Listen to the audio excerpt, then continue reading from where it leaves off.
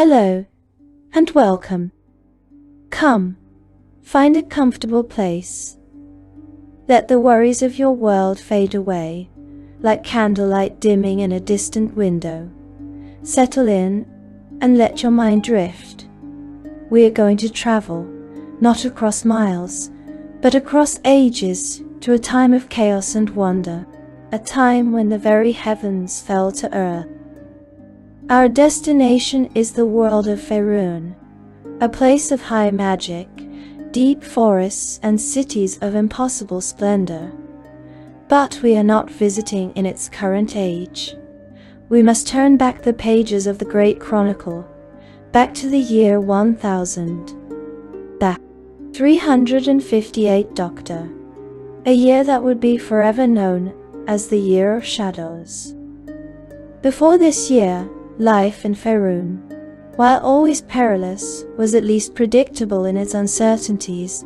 Mortals lived their lives, heroes sought adventure, and above all, the gods watched from their distant plains. They were beings of immense, unknowable power, granting spells to their faithful, waging their own celestial wars, and intervening in the world on whims that few mortals could ever hope to comprehend. Their existence was a given, as fundamental as the sun in the sky or the sea upon the shore. Mortals would pray, and sometimes they would be answered. A cleric of Lathander would feel the warmth of the Morning Lord infuse their hands, healing a grievous wound. A farmer would offer a prayer to Shantia and feel reassurance as the first green shoots of spring pushed through the soil. The gods were remote. Yes, that they were the bedrock of reality. And above all of them, remote even to the gods themselves, was Ao. Ao is not a god, not in the way a mortal understands. He is the overgod, the ultimate arbiter, the cosmic keeper of the rules. He does not desire prayer, he does not grant spells, and he does not concern himself with the petty squabbles of good and evil, law or chaos. His only concern is balance. He is the guardian of the divine contract, the one who ensures that the gods themselves fulfill their designated roles and maintain the structure of the cosmos. For ages, this structure had been maintained, but it was a structure built on the arrogance of the divine. The gods of Faerun had grown comfortable. They had grown negligent, lost in their own plots, their own passions, their own eternal games. They had begun to see their mortal followers not as the source of their power, but as disposable pawns. They had forgotten the purpose of their own divinity. And Ao, the great arbiter, thus watching. He was growing weary of their endless selfish squabbles. The divine order was fraying, not from an external threat, but from internal rot. The scales of reality were dangerously imbalanced. All that was needed was a single arrogant push to send the whole system crashing down. That push came from three of the most ambitious, malignant, and power-hungry deities in the entire pantheon. Mortals knew them well and feared them deeply. They were often spoken of together, known as the Dead Three: Bane, Bhaal, and Myrkul. Bane, the Lord of Darkness, the Black Hand. He was the god of tyranny, hatred, and strife. Bane was the ultimate despot, a being of cold, calculating intellect who believed in a simple, brutal truth. The strong must rule, and the weak must be crushed. He saw the cosmos as his to conquer, and he detested any who stood in his way, god or mortal. Then there was Bhaal, the Lord of Murder. While Bane sought to rule, Bhaal sought only to end. He was the god of assassins, of violent and ritualistic death. He was the creeping shadow with a poisoned dagger, the sudden, bloody end in a dark alley.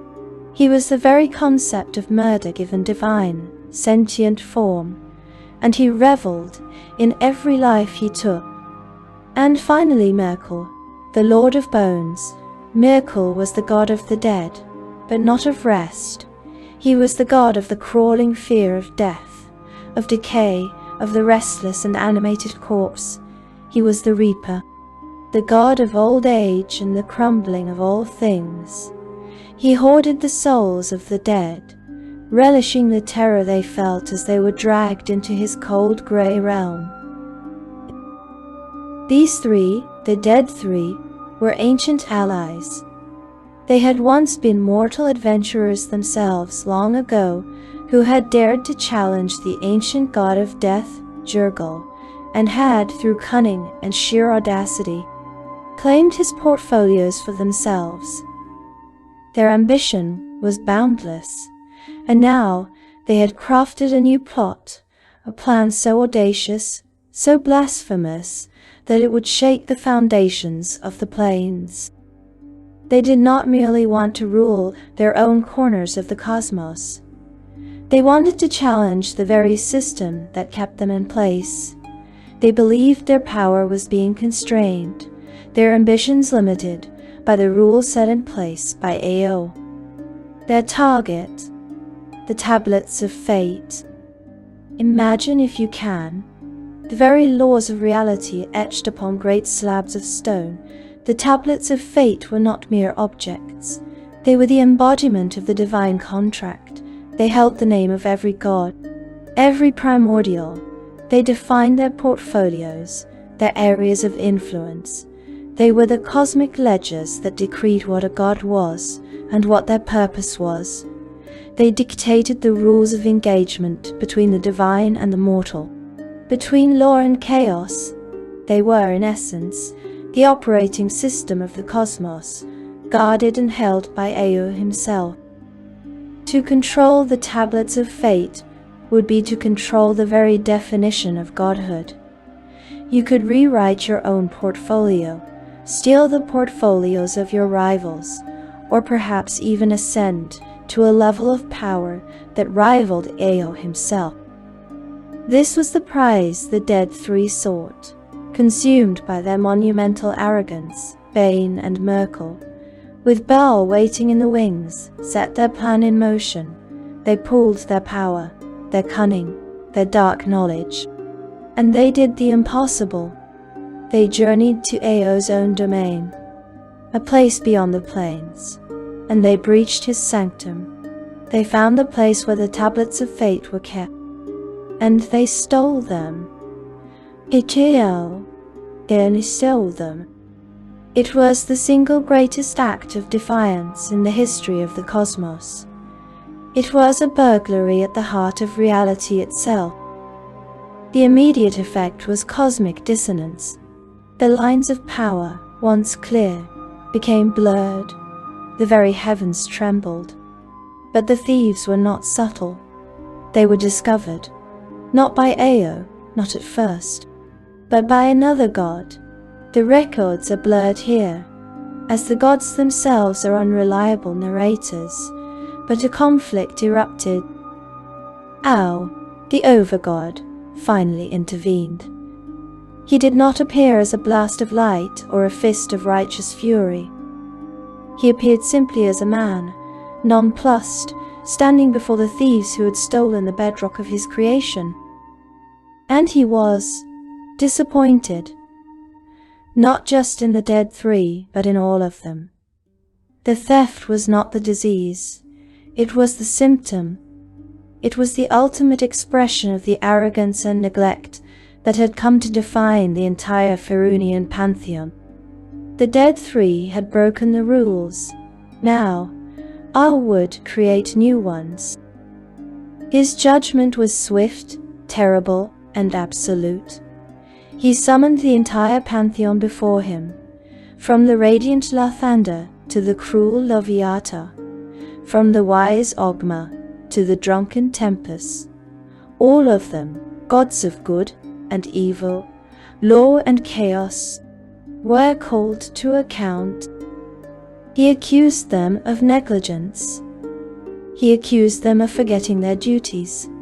He accused them of focusing on their own petty rivalries, while the mortal world, the very source of their power, suffered their indifference. And then, he passed sentence.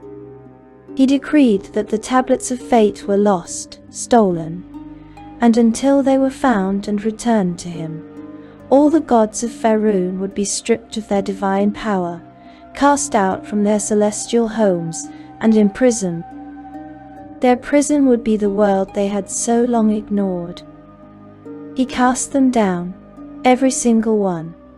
Like a rain of falling, vengeful stars, the gods were hurled from the heavens and forced into mortal bodies, into avatars. They would walk the soil of Faerun among the mortals they had once ruled from on high. They would be vulnerable. They would feel pain. They would hunger. They would bleed. And most terrifying of all, they could die. This was the beginning of the time of troubles. The year of shadows had truly begun. The gods were on earth, and the heavens were empty. The fall was not a silent event. Across the breadth of Faerun, from the frozen peaks of the spine of the world, to the warm southern shores of the shining sea. Everyone felt it.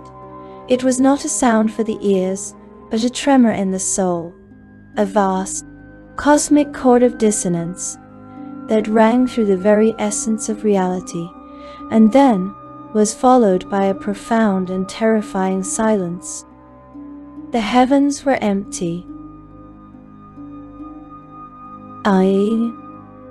For the first few moments, the world did not understand. In a grand temple in Waterdeep, a high priestess of Soon, her face a mask of serene beauty, raised her hands to offer the morning blessing. She spoke the ancient words. She channeled the familiar, warm power of her goddess. And nothing happened. Her hands, which had cured the sick and mended the broken, were just hands. A cold dread, colder than any winter, flooded her heart. She looked at her fellow priests and saw her own panic mirrored in their eyes. In a fortress in the east, a cleric of tempests, the Lord of Battles, stood on the ramparts, bellowing a war chant to bless the soldiers before a charge. He felt the familiar surge of divine fury rise, and then it was gone. The connection, which he had felt every day of his adult life, was severed. It was as if a string on a cosmic lute had been cut.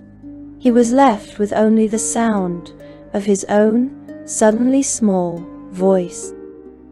All across the continent, this scene was repeated 1,000 times.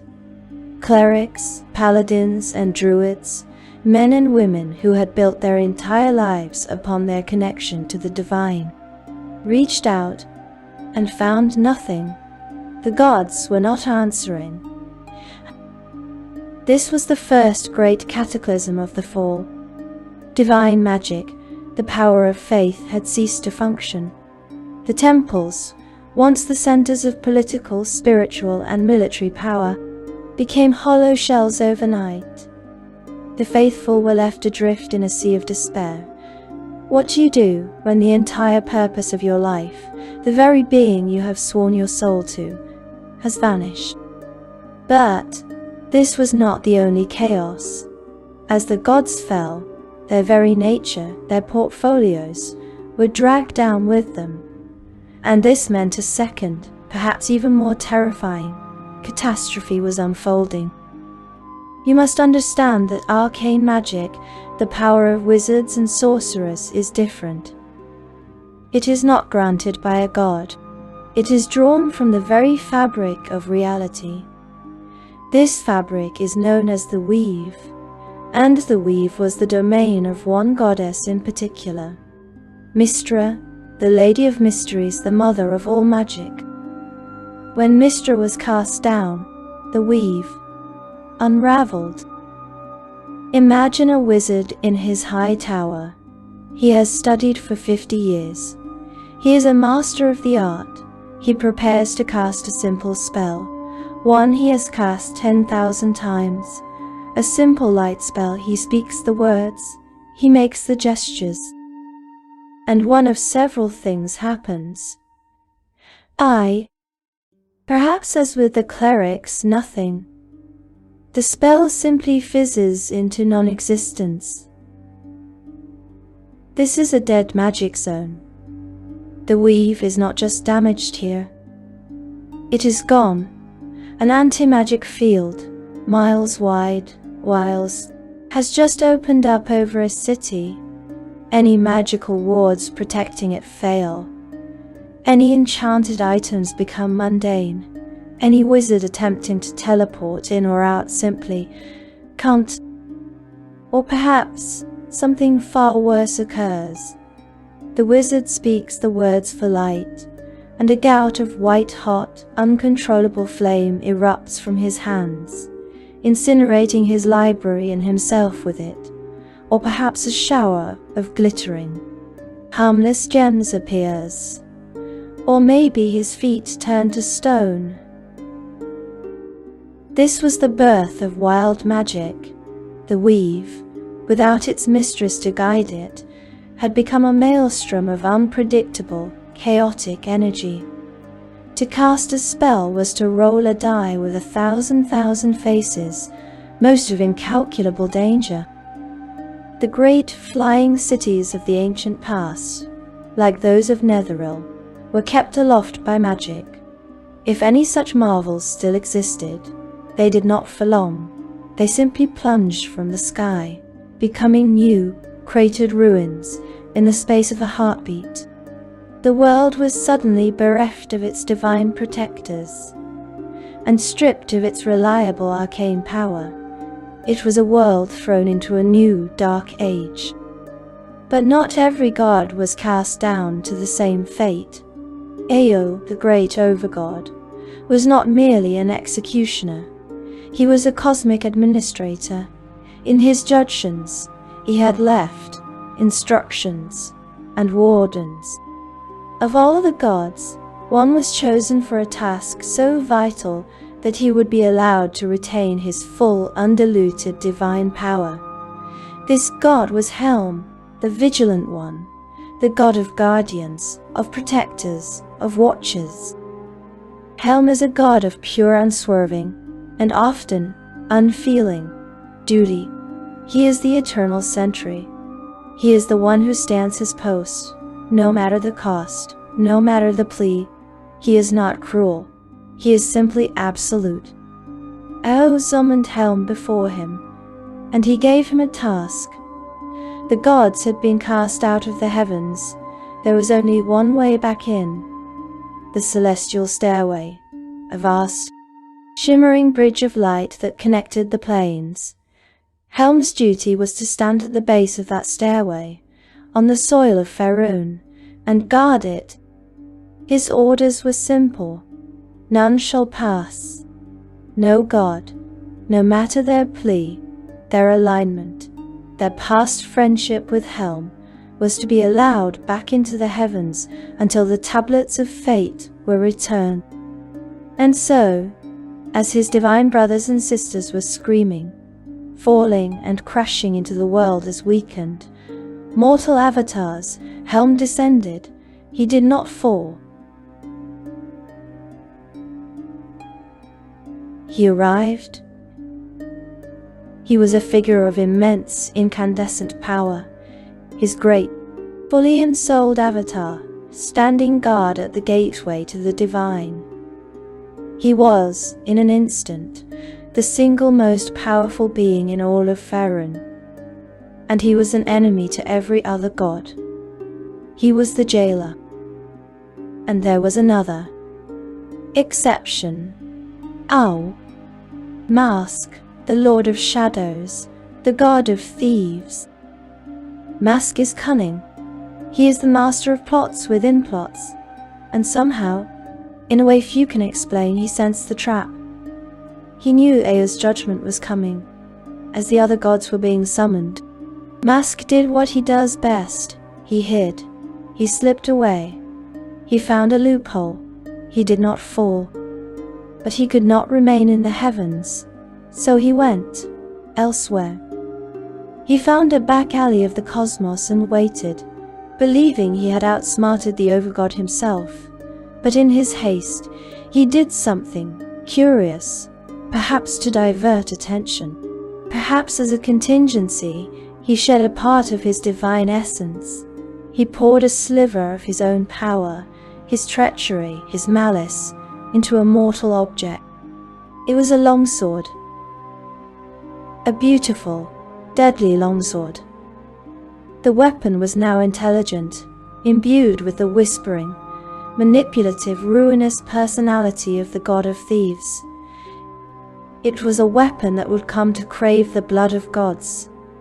This blade, lost for a time, would soon find its way into the hands of a mortal, and would one day earn a terrible name. God's Bane. While Helm stood guard and Mask schemed in the shadows, the rest of the Pantheon was experiencing a new, horrifying reality. Imagine being Bane, the Lord of Tyranny, the Black Hand. You are a being of pure divine malice. You have commanded legions of devils.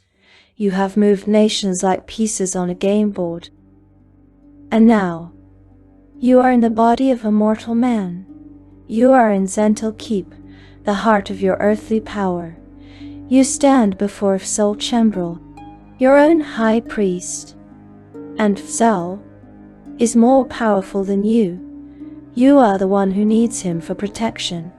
You are filled with a rage so profound, so absolute, that it threatens to consume you. You feel pain. You feel weakness. This is an indignity that cannot be borne. Your first thought is not of prayer, but of revenge and of power. You must find the tablets. You must find them, not to return them, not to return them, but to use them. But imagine being torn, the true, the god of loyalty and duty. You fall in the city of Tantras. You are dazed. You are confused. You see a building collapsing, a child trapped beneath the rubble. You run to help. You, who could once move mountains, must now strain your new, mortal muscles burning to lift a single stone beam. You are bleeding, but you do it. You save the child, and your followers, your priests, they see you. They see their God bleeding for them, and they are filled, not with despair, but with a new, fierce, protective loyalty. Your quest is also for the tablets, but for a different reason: to restore order, to end this chaos. And what of the other instigators? Myrkul, the Lord of Bones, has fallen in the south. He is a skeletal, lich-like figure, his avatar barely holding together. He radiates an aura of death and decay. He is weak, but he is still Myrkul, and he knows that to regain his strength, he needs one thing: souls. He begins to move north, toward the city of Waterdeep. And Bhaal, the Lord of Murder, he has fallen too, but his avatar is not one for plotting or scheming. It is a hulking, monstrous creature, and it is driven by one singular, divine imperative: to kill. The time of troubles has begun. The gods are on earth, and they are no longer just divine patrons. They are players. They are targets. Eo's decree had one final terrible component. The tablets of fate, the very objects that had caused this, were not just missing, they had been shattered. They had been scattered across the face of Faerun like broken pottery. The great hunt was on. The good gods sought them. To restore the divine order, the evil gods sought them, to rewrite that order in their own dark image. And mortals were now in the most perilous and most opportune position of all. For the first time in history, a simple human, a mortal, could pick up a piece of stone from the dirt and hold in their hands the very laws of godhood, and they could perhaps begin to wonder, if the gods could die, what might a mortal who killed one become? While the cosmos reeled, the world of mortals was plunged into immediate, unthinking chaos. The fall was not a gentle drift of feathers. It was a storm of falling mountains. And we must zoom in, you see, from the grand cosmic view to the grit and the terror on the stone-paved streets. Let us turn our gaze to the city of Arabel, a bustling trade hub in the heart of Corma, a city of merchants, mercenaries and, until this moment, of faith. Imagine you are standing in a grand plaza before the rosy marble facade of the Temple of Sun. It is a place of beauty, of art, of love. And inside, a young cleric is kneeling. His name is Adon.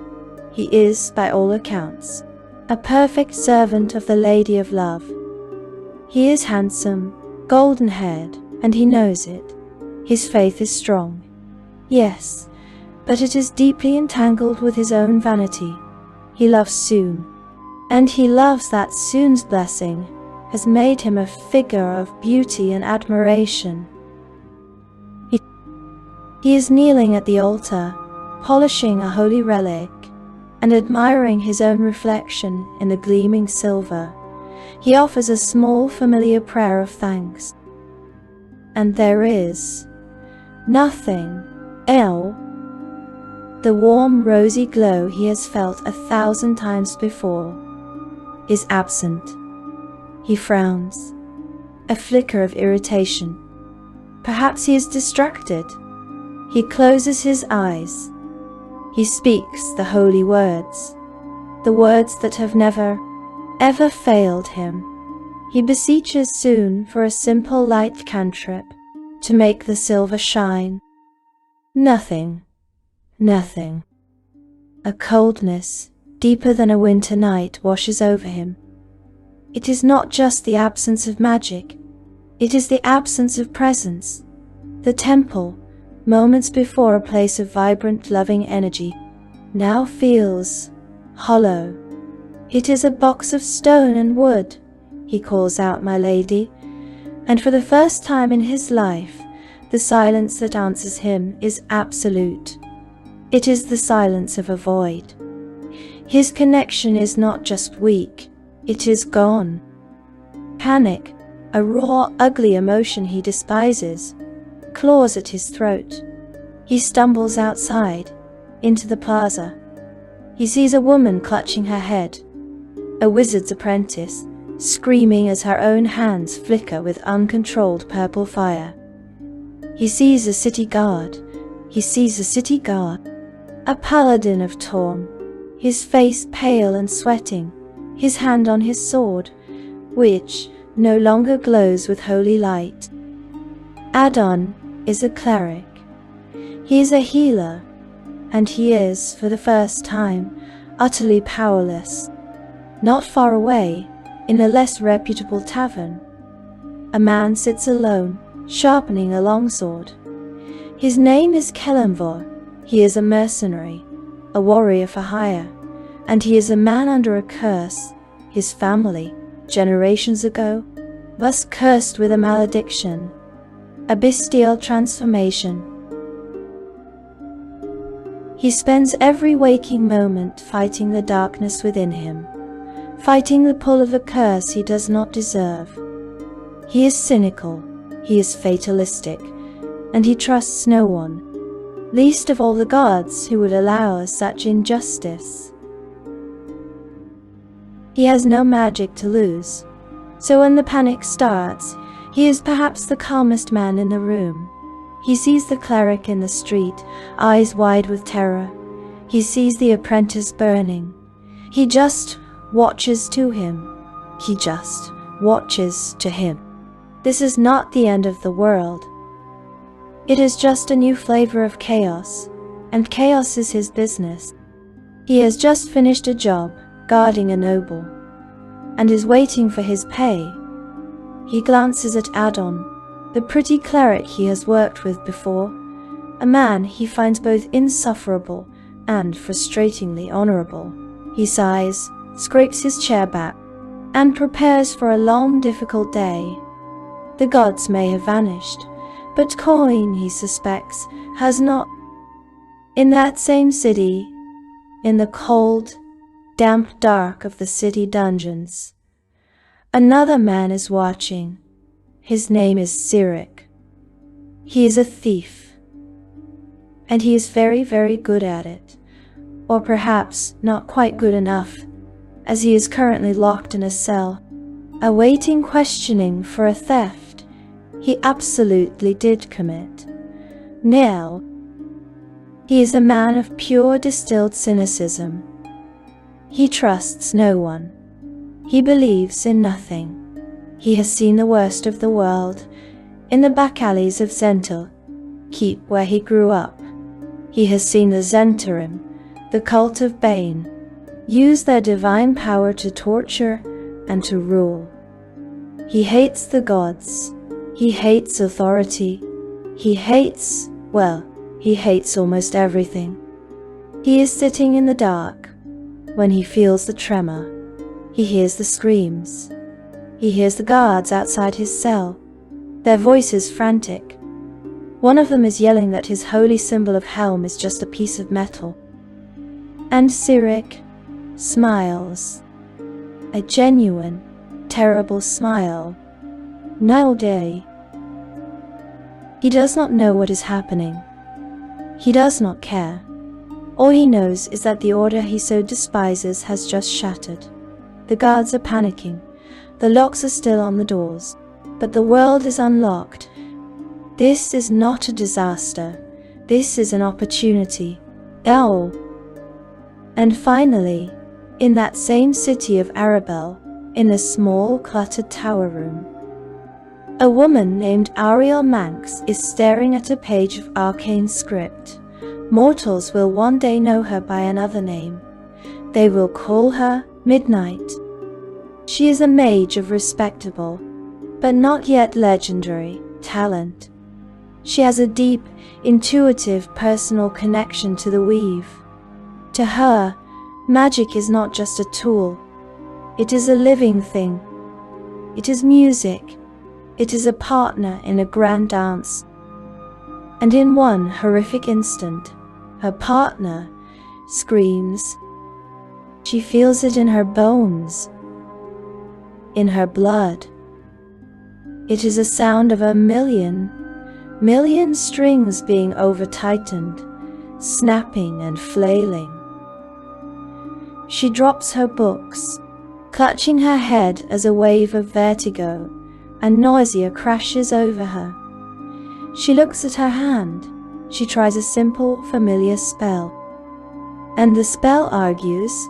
It tries to become something else. It tries to become a small black hole.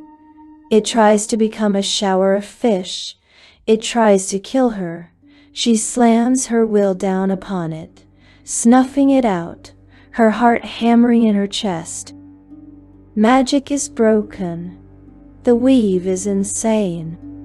But for her, it is worse.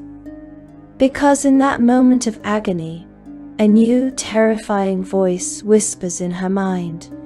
It is not a voice of words, but of pure, desperate, divine intent. It is a presence, vast and ancient, and it is in a blind panic. It is the voice of Mystra, the goddess of magic. Mystra knows what is happening. She knows she is being cast down. But more than any other god, she knows the consequence of her absence. The weave is her. Without her to maintain it, arcane magic will not just stop, it will detonate.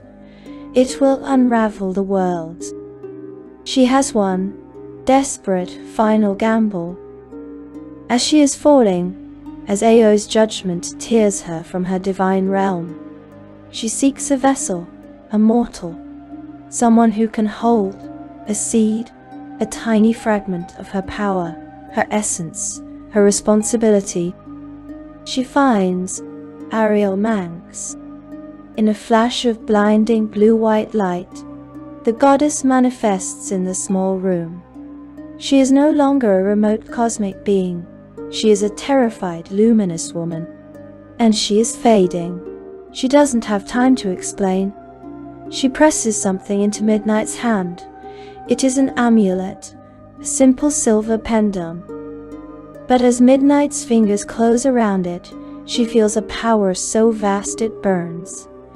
It is the essence of the weave itself, condensed into a single tiny point. "Hold this," the goddess whispers, her voice echoing with 1,000 other voices. "Survive. You must." And then, she is gone. Not just from the room. She is gone to her fate. Midnight is left, shaking in her tower. She is no longer just Ariel Manx. She is the secret inheritor of a goddess's last hope. Mystra's gambit was just that, a hope. But her pride, her divine arrogance, was not so easily erased. She was still a goddess. She was essential.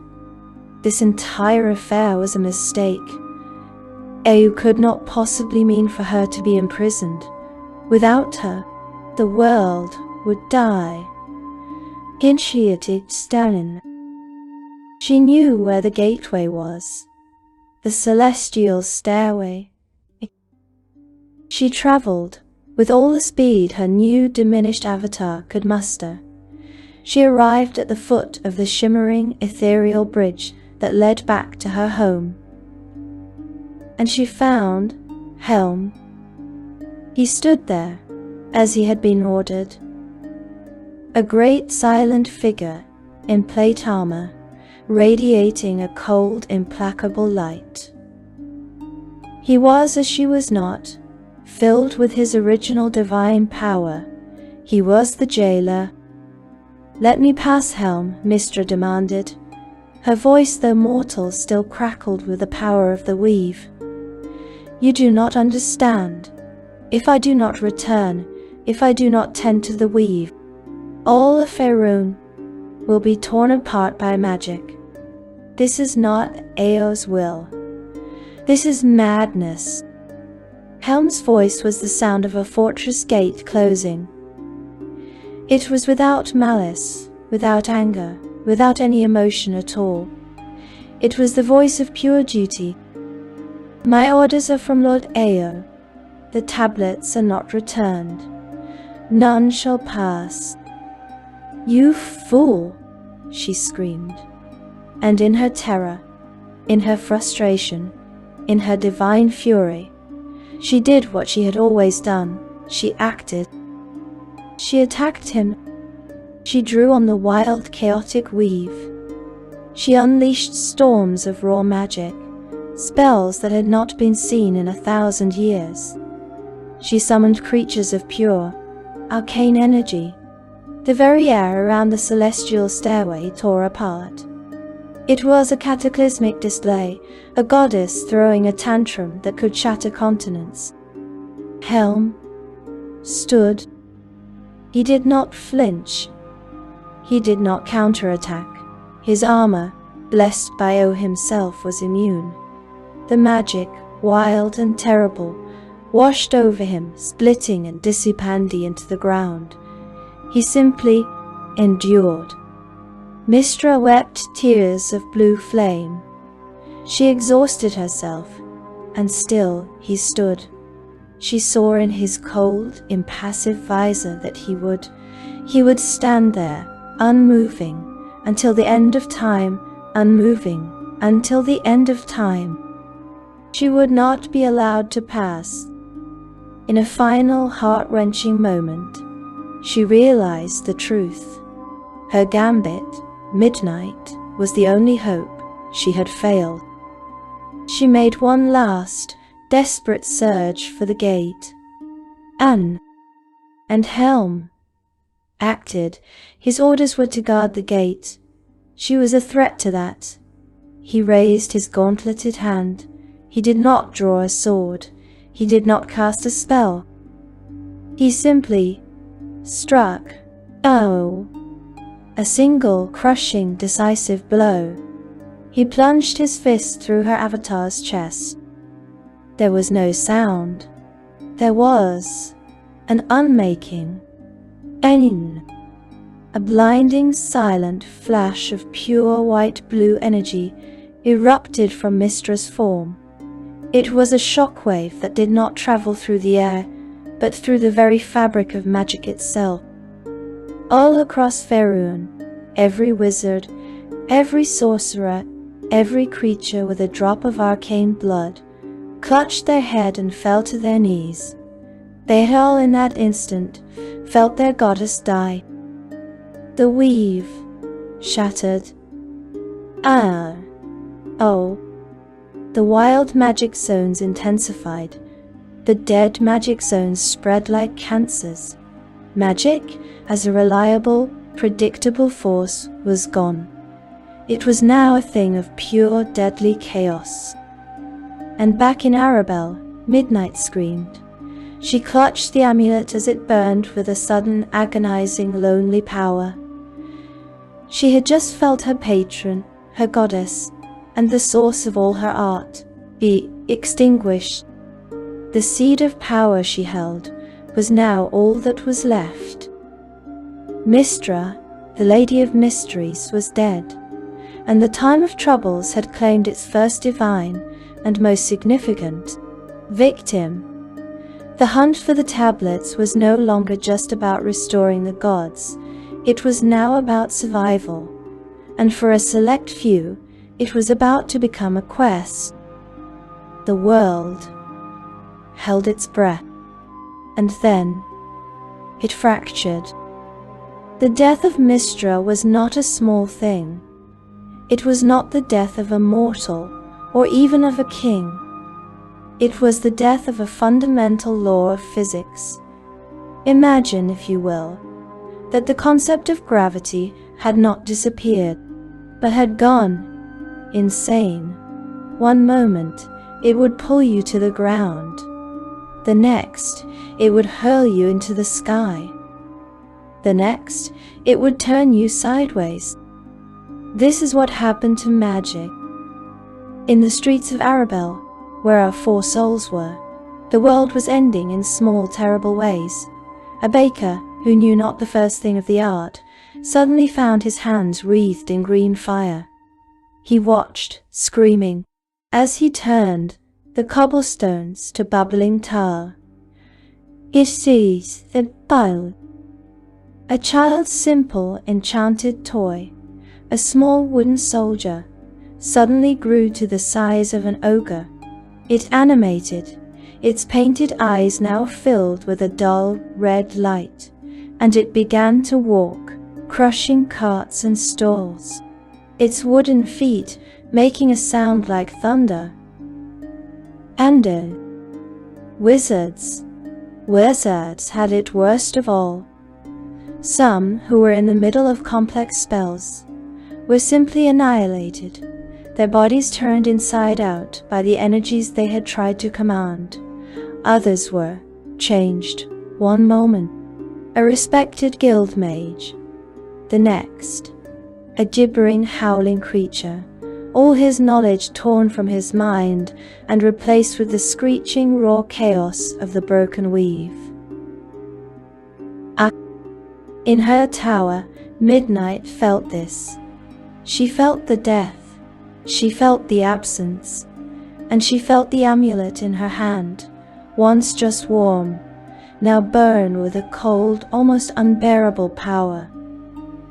It was a single, tiny, stable point in a universe of magical storms. It was a seed. It was all that was left. And she heard, or perhaps felt, a final echoing command, not from Mystra, who was gone, but from the power itself, a single word, a single name of refuge. Elminster. Elminster? She stumbled from her tower, clutching the amulet, the world spinning in a kaleidoscope of screaming colors. In the plaza below, Adon was on his knees. He was weeping, not from fear, though he was terrified. He was weeping from a profound and truly soul-shattering despair. His goddess, the being he had loved, the source of his pride, his power, his identity, had abandoned him. He was a hollow thing. He watched as the giant toy soldier lumbered, as the green fire spread, and he was useless. Kelemvor, by contrast, was in his element. Not the magic, he hated the magic, but the chaos. He understood chaos. He had his sword in his hand, and he was roaring at people, pulling them from the path of the giant soldier, pushing them away from the tower. He was a rock in the middle of a storm. He felt no curse. He felt no divine call. He felt only the weight of the steel in his hand and the grit of the street beneath his boots. A building, its mortar held together for 100 years by a simple permanent enchantment, gave a groan. The magic, now dead, let go. The stones began to fall. Midnight, dazed, stumbled directly into its path. Kelemvor did not think.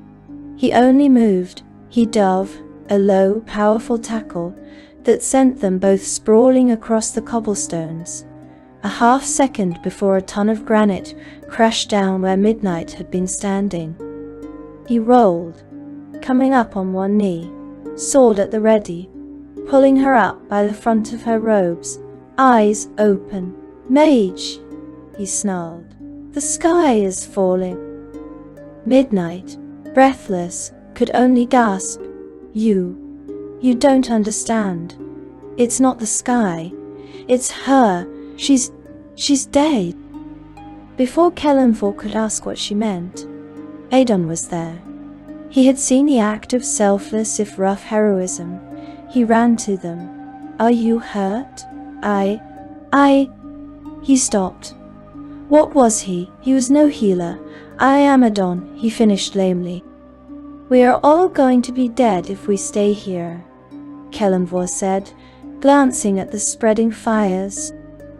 And then, a new voice, smooth as oiled silk, and just as slippery, joined them.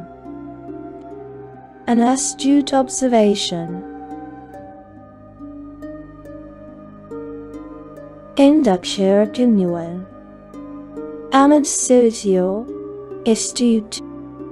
From the shadows of an alleyway, Cyric emerged. He had no trouble. The prison gates had been locked with an arcane sigil. When Mystra died, the sigil had detonated. He had simply walked out amidst the screaming guards. He had watched this group, a warrior, a priest, a mage. They were a perfect textbook, stupid adventuring party. And they were in the center of the chaos. "It seems," Cyric said, dusting off his black leather jerkin, "that you are in need of an egress. A city in this much panic is a city full of opportunities, but it's also a city full of complications. Guardsmen get jumpy, and I see a lot of new, unofficial guardsmen coming." He pointed. From the direction of the barracks, Zentarim soldiers were pouring into the streets, Bane's mortal agents. They were not panicking. They were organizing. They were using the chaos as a cover to seize the city. Kelemvor's eyes narrowed. "Sense," he spat. Priestess Bane's men, Cyric said. And I'd wager Bane himself is not far behind. A god in charge of that lot. The world is about to get so much worse. We have to go, Midnight said, her voice finding a new hard edge. The amulet was pulsing against her chest. We have to go to Shadowdale. Shadowdale? Adon looked lost. Why? To find Elminster. Before any of them could argue, a new figure pushed through the crowd. A woman, her face pale with grief, wearing the tattered blue and silver robes of a priestess of Mystra. Her name was Caitlin Moonsong. She ignored the others. She walked directly to Midnight, and she did not bow to the woman. She bowed to the amulet. You, Caitlin whispered, tears streaming down her face. You have it. The lady's final word. You knew her? Midnight asked. I was her servant. She is gone. Helm struck her down. The words were a bitter curse. The weave is broken. You are all that is left. You are the only hope. Caitlin turned to the others, her eyes suddenly fierce. This is Ariel Manx, but she is also Midnight, and she is our only chance. Elminster must be warned. He must be told. He must help. A wonderful story, Cyric said, pulling a dagger from his boot. But the Zents are not interested in it. They're blockading the street. We go now, or we die here. And so, the fellowship was formed, not of friendship, not of trust, but of pure, desperate necessity. A warrior who had lost his purpose, a cleric who had lost his god, a thief who had lost his chains, and a mage who had lost her goddess, and gained a terrible, world-ending burden. And what of the gods they fled? What of the dead three? In Sentil Keep, Bane was displeased. Mystra's death was an inconvenience. It was unplanned, it was messy. His avatar, in the form of a powerfully built mortal, paced the dark halls of his temple. His high priest, Sol Chembril, knelt, awaiting orders. Now, Enan, Kyaun Yarti. Bane's voice was a low growl. She is dead. The fool girl. She thought to challenge Helm. And now magic is a storm.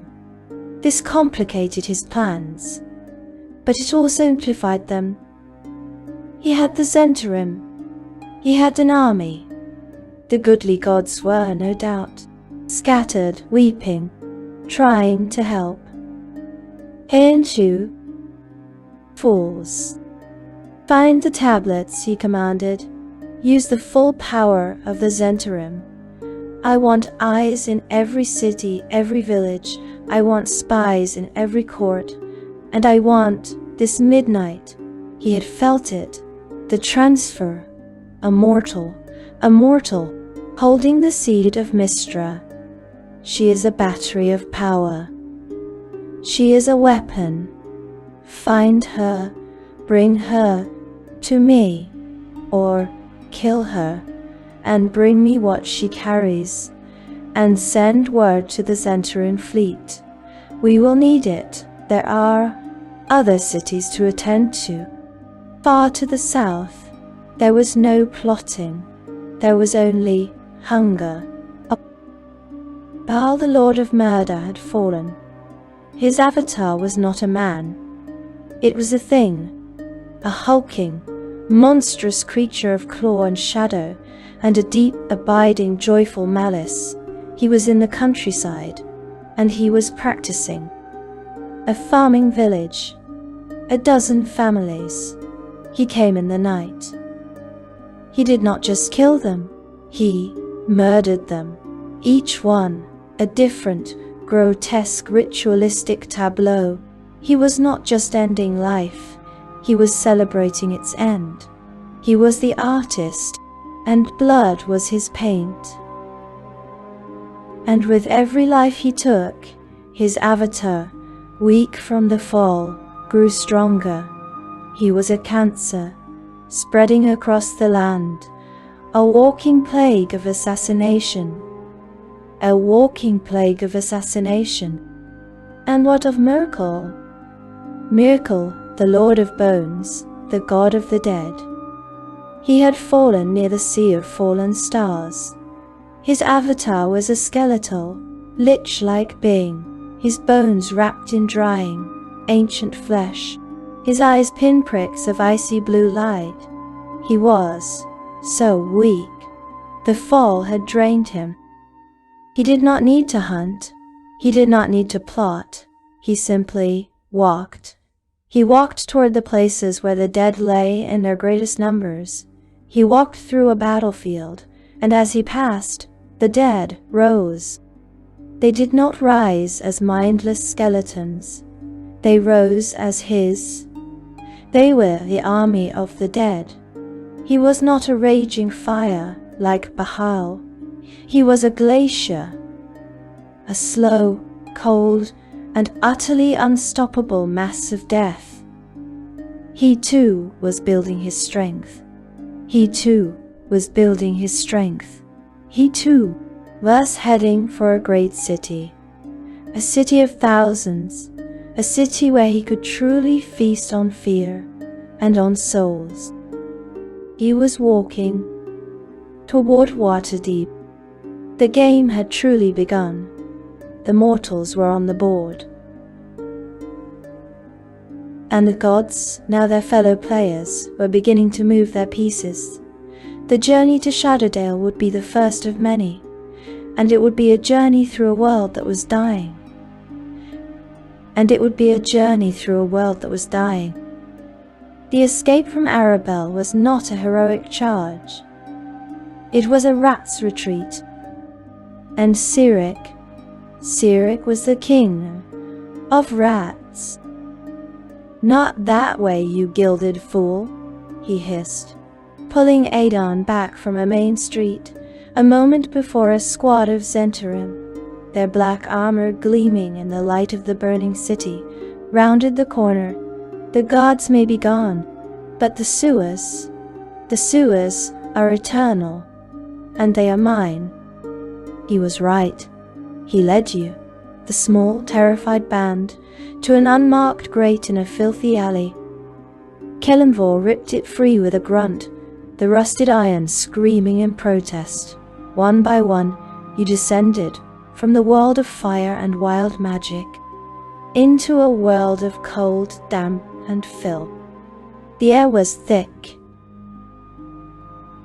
It was a smell of waste and rot, and 1,000 years of forgotten things.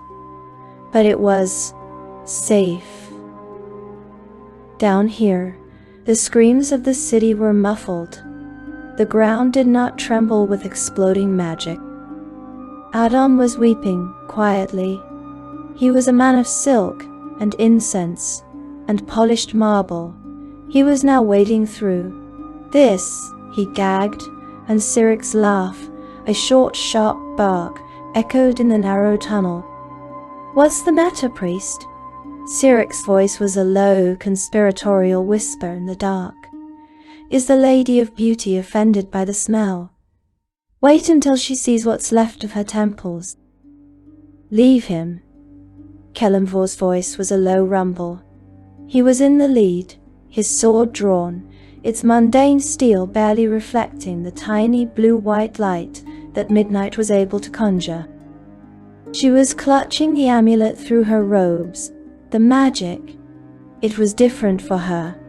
While the world above was a storm of chaos, the power she held was quiet. It was stable. It was the old magic. It was Mystra's final. It was Mystra's final, desperate seed.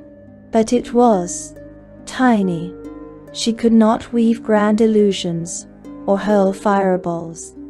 She could make a light, She could, perhaps, mend a small cut, but that was all. The great roaring ocean of the weave was gone.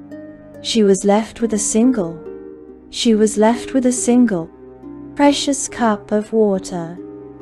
Indeed.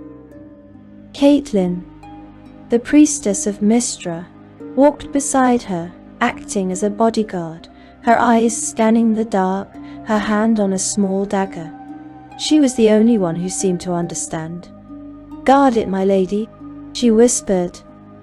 "It is not just power. It is order. It is the last memory of the world before this." You walked for what felt like days. The tunnels twisted. Cyric, with an effortless predatory grace, navigated them as if he had been born there. He was, for the first time, truly in his element. He was not just a thief, he was a guide. He was, in this moment, your savior. And you could feel the way he savored that. He savored your dependence. He savored your disgust. When you finally emerged, it was night. You were miles outside Arabelle, in a muddy ditch, beneath a stand of weeping willows. The city on the horizon was a crown of red, angry fire. The Zentarim had it. Bane had it. Bane had it. The journey had begun. The next days were a blur of cold camps and colder fear. The world was wrong. You could feel the wrongness of it. You saw a herd of deer, frozen. They were not dead. They were not stone. They were just stopped, caught in a bubble of time, a wild magic surge that had ended their small lives in a moment of pure temporal error. Adon tried to pray over them. He knelt. He spoke the words of soon. He pleaded. He begged. He tried to offer them a final rest. And nothing happened. They remained, their eyes wide, their legs forever in mid-stride. Kelemvor simply looked at them. "They're meat," he said, his voice flat. He drew his skinning knife. Adon recoiled. "Have you no respect?" "Respect is for the living," Kelemvor said, not looking up, "and the living are hungry." Cyric watched, a faint smile on his lips. "The warrior is right, priest. Your goddess is not here, but the god of hunger. He's in all of us." That night, you ate venison. And Adon wept again, not for the deer, but for the man he was becoming. You traveled east, avoiding the king's way. You were heading for Tilverton, a city that lay on the path to the Dalelands. It was a necessary stop. Your supplies were gone. Tilverton. Thus not Arabelle. Arabelle had been conquered by a single organized force. Tilverton had gone insane.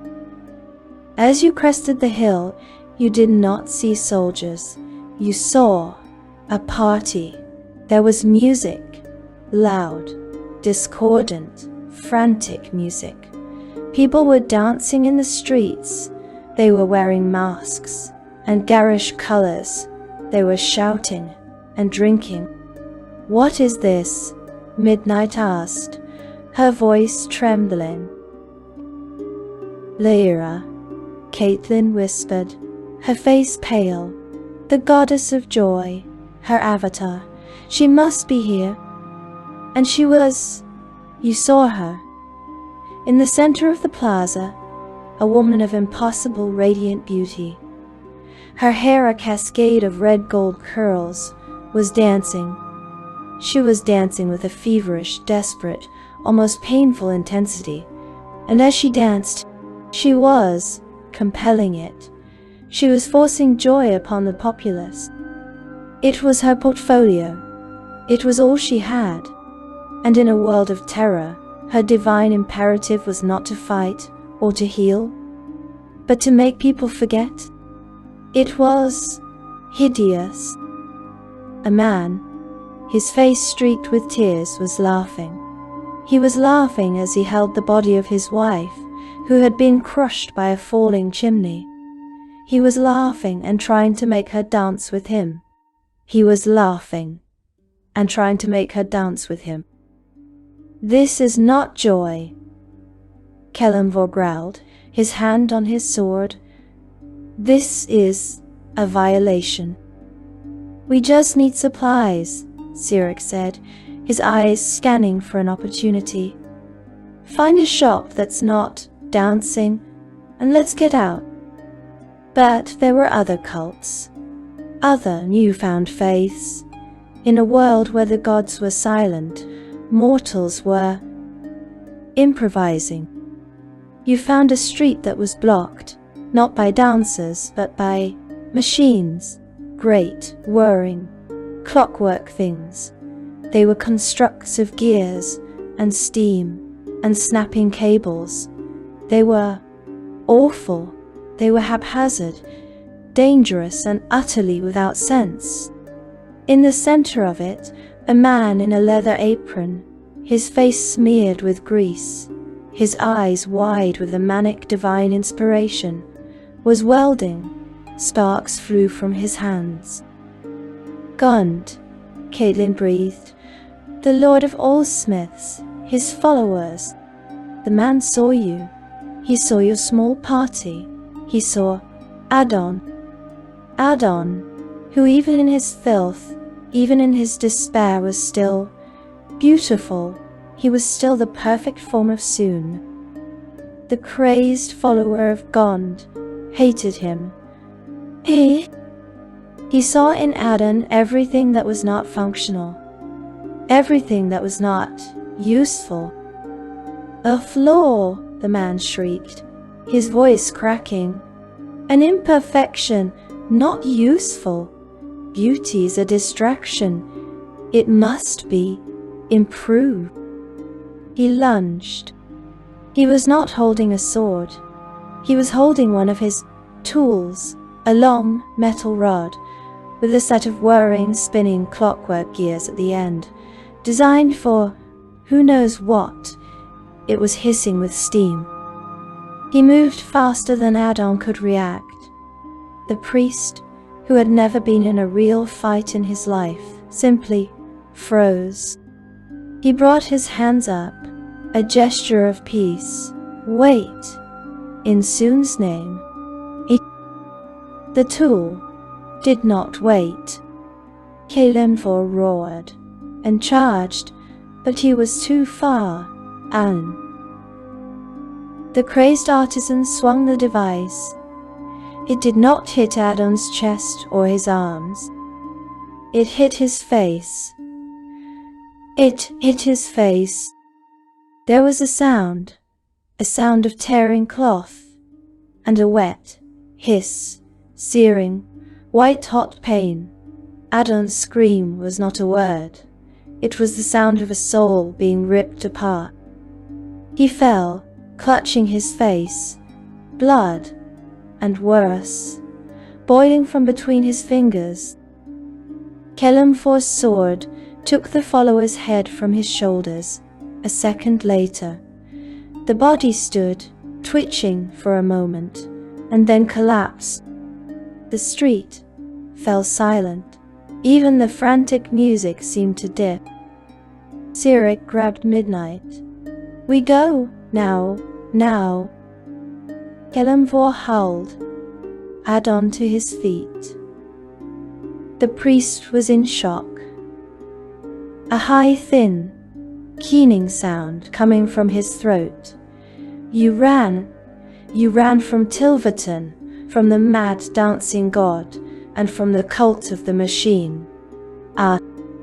You did not stop until you were miles away, hidden in a deep, dark wood.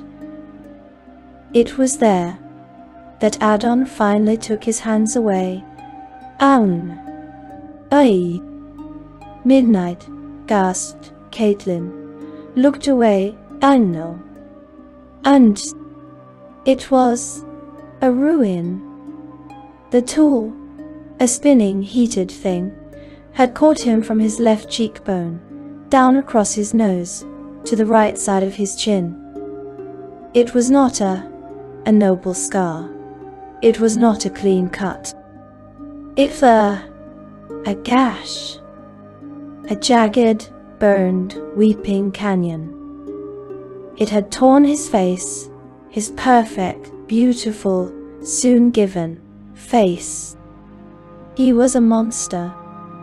Midnight, her hands shaking, brought out her medical kit. She had herbs, she had clean water. She had bandages. I can clean it, she whispered. No.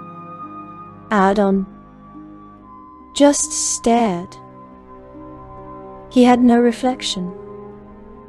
He just stared at her, and at Kelemvor, and at Cyric. He was watching their faces. He saw the pity. He saw the pity. He saw the revulsion. He turned to Cyric, and Cyric was the only one not looking away. Cyric was just watching him, not with pity, not with horror, but with a cold, clinical interest. Adon turned his back to them all. He faced a tree, and he spoke. His voice was a thick, wet rasp. I prayed, he whispered. When he attacked, I prayed to her. He was quiet for a long time. She did nothing. She let this happen. He touched the wound. He winced. A new, different sound came from him. It was a laugh, a dry, horrible, broken sound. The goddess of beauty, he spat. She is vain. She is nothing. A shallow, selfish nothing. He turned around. The blood was stark against his pale skin. His one good eye was blazing with a new, terrifying light. It was the light of pure, unadulterated hatred. I renounce her, he said, his voice clear and cold. I renounce soon. Do you hear me? He screamed at the empty, silent sky. I renounce you. You are nothing. He collapsed, sobbing. Midnight, her own eyes filled with tears, began to clean the wound. Kelemvor stood guard. In Bhaal, loreDND. And Cyric sat by the fire, sharpening his dagger. He looked over at the broken priest, and he smiled, a true, genuine smile. Welcome to the world, priest, he whispered, so low that only he could hear. It's ugly, isn't it? The journey was not over, but one of you was new. One of you had just been reforged, and the journey to Shadowdale was about to get so much darker. You are a different group now. Now, the fellowship that fled Arabelle was one of terror and necessity. The group that has left Tilverton is one of poison and pain. You move east, always east, towards Shadowdale, towards Elminster. But the road is gone. The world is a thing of broken fragments. And the greatest fragment is Adon. The wounded priest, he walks, he endures. The cleric who was once all light and song and easy laughter is now a silent, shambling thing. Midnight, in her kindness, has cleaned the wound. She has bound it in what clean linen she has, but the wound is not clean. It is a burn. It is a tear. It is a ruin. He will be scarred, terribly. But the physical wound is not the thing. It is his silence. And He no longer speaks of soon. He no longer offers words of comfort, or tries to find the beauty in a sunset.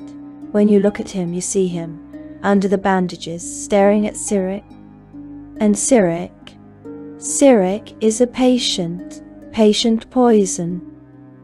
The whispers, you see it in the night, when you stop to make a cold camp. Kelemvor is on watch, Midnight is trying, her hands shaking, to study the amulet, to understand what it is she holds. And Cyric sits with Adon. He doesn't offer comfort, he doesn't offer pity, he offers agreement. She let it happen. You hear Cyric's voice, a low, oily whisper in the dark. You, her most beautiful, her most devoted, and she let a grease monkey with a piece of junk erase you. Adon does not speak. He just nods. And her. Cyric's head nods towards Midnight. She has her magic. She has her destiny. She has the goddess's last word. And what do you have, priest? Adon's hand goes to the hilt of the small dagger he carries. You? You have us, Cyric whispers. The ones who see the world for what it is. A hole, a dark, ugly pit. And the gods, they're just the ones holding the shovels. Adon begins to change. Begins. He stops walking like a priest. He tries to walk like Kelemvor. He tries to hold his shoulders back. He tries to watch the horizon, to be a warrior. But he is not a warrior. He is a broken man, filled with a new and very, very potent hate. He has found a new god, and its name is spite. The broken world, the world itself, is a mirror to your own broken party. You walk for a day, and the world is loud. The wild magic is singing. You see a river flowing backwards. You see a flock of birds flying in perfect geometric square patterns. You see a tree, and it is weeping. It is weeping tears of molten glass. It is wrong. It is wrong. And then you enter a new place. The noise stops.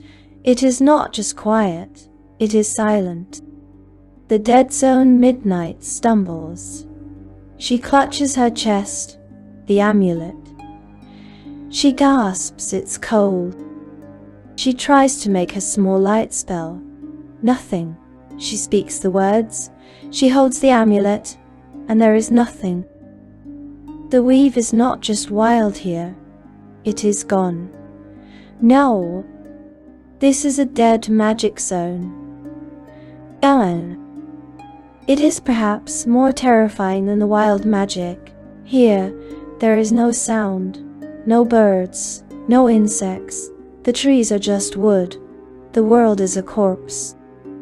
And you feel it too. You feel a hollowness, a mundane dread. In this place, there are no gods. There is no magic. There is no divine anything. There is only what you can carry. And in this place, Kelemvor relaxes. You see it. The tension in his shoulders is gone. He breathes deeply. You must understand his curse. The bestial thing inside him. It is magic. A dark, old, powerful magic. And the wild magic has been plucking at it. It has been stretching it. You have seen him at night, his hands shaking. You have seen him at night, his teeth grinding. He is fighting not just the world, but himself. But here, in the dead magic zone, the curse is silent. For the first time, perhaps in his life, Kelemvor is just a man. He looks at the world with a new, strange sadness. as if you would give anything to stay in this empty place forever. But you cannot, your food is running low. And Shadowdale is still miles away. Return to the wild, you pass through the zone. And when the magic returns, when you feel the hum of the wild weave come back, you see Kelemvor flinch. You see him set his jaw. The war is back on. And then you come to the wood. The locals call it Spiderhaunt. The name is accurate. The forest, the trees are ancient. They are black and twisted, and they grow too close together. The canopy is a net. It captures the light, and it strangles it. Down on the forest floor, there is only green, a sickly green gloom. And there is a smell, a dry, acrid smell. And there are webs. At first they are small, just cobwebs on a tree, but as you go deeper, they become larger. They are thicker, they drape from the trees, like tapestries, like shrouds. And the silence, it is different from the dead magic zone. This is not an empty silence, this is a waiting silence. Into the web, Caitlin is terrified. Her hand is on Midnight's back. My lady, we must be quick. Kelemvor has his sword out. His eyes are scanning. Oh. Adon is fumbling with a new shortbow that Cyric found for him. He is clumsy. He is not a hunter. And Cyric is alert. He is more than alert. He is at home. This is his kind of place. A place of shadows. A place of traps. He moves ahead of you. A scout. He is gone for a long time. And when he returns, he is not alone.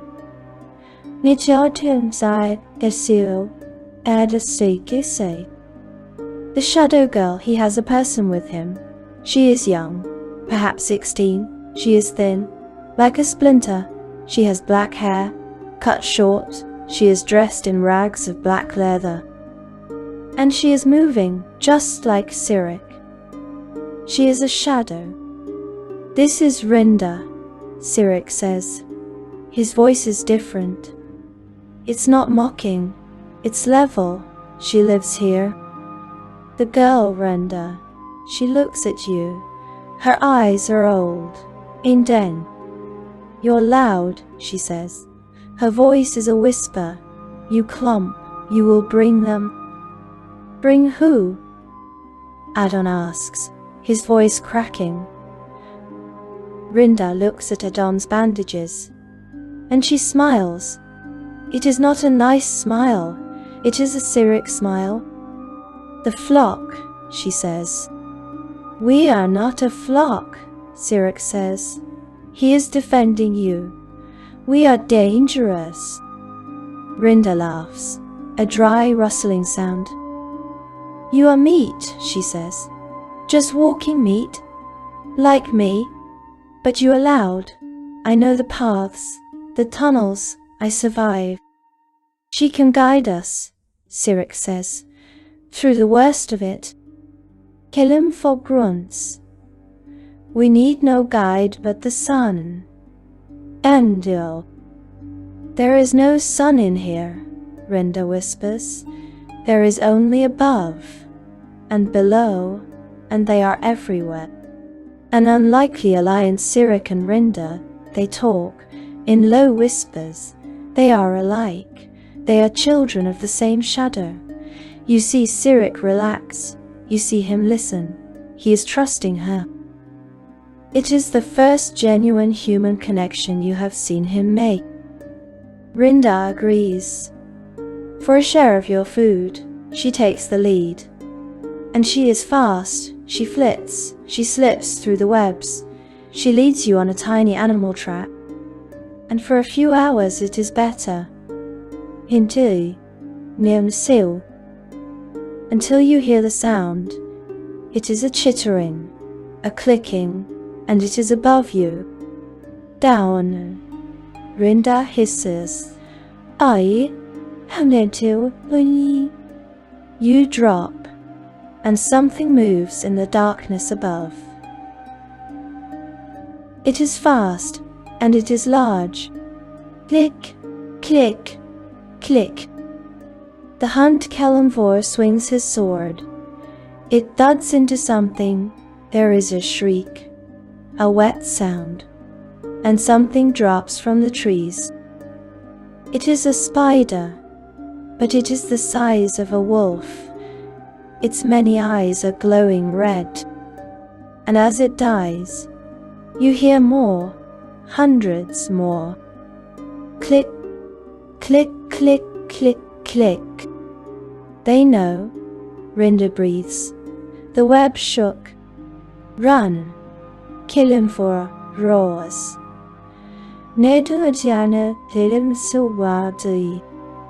You run. It is chaos. Adon screams. He trips.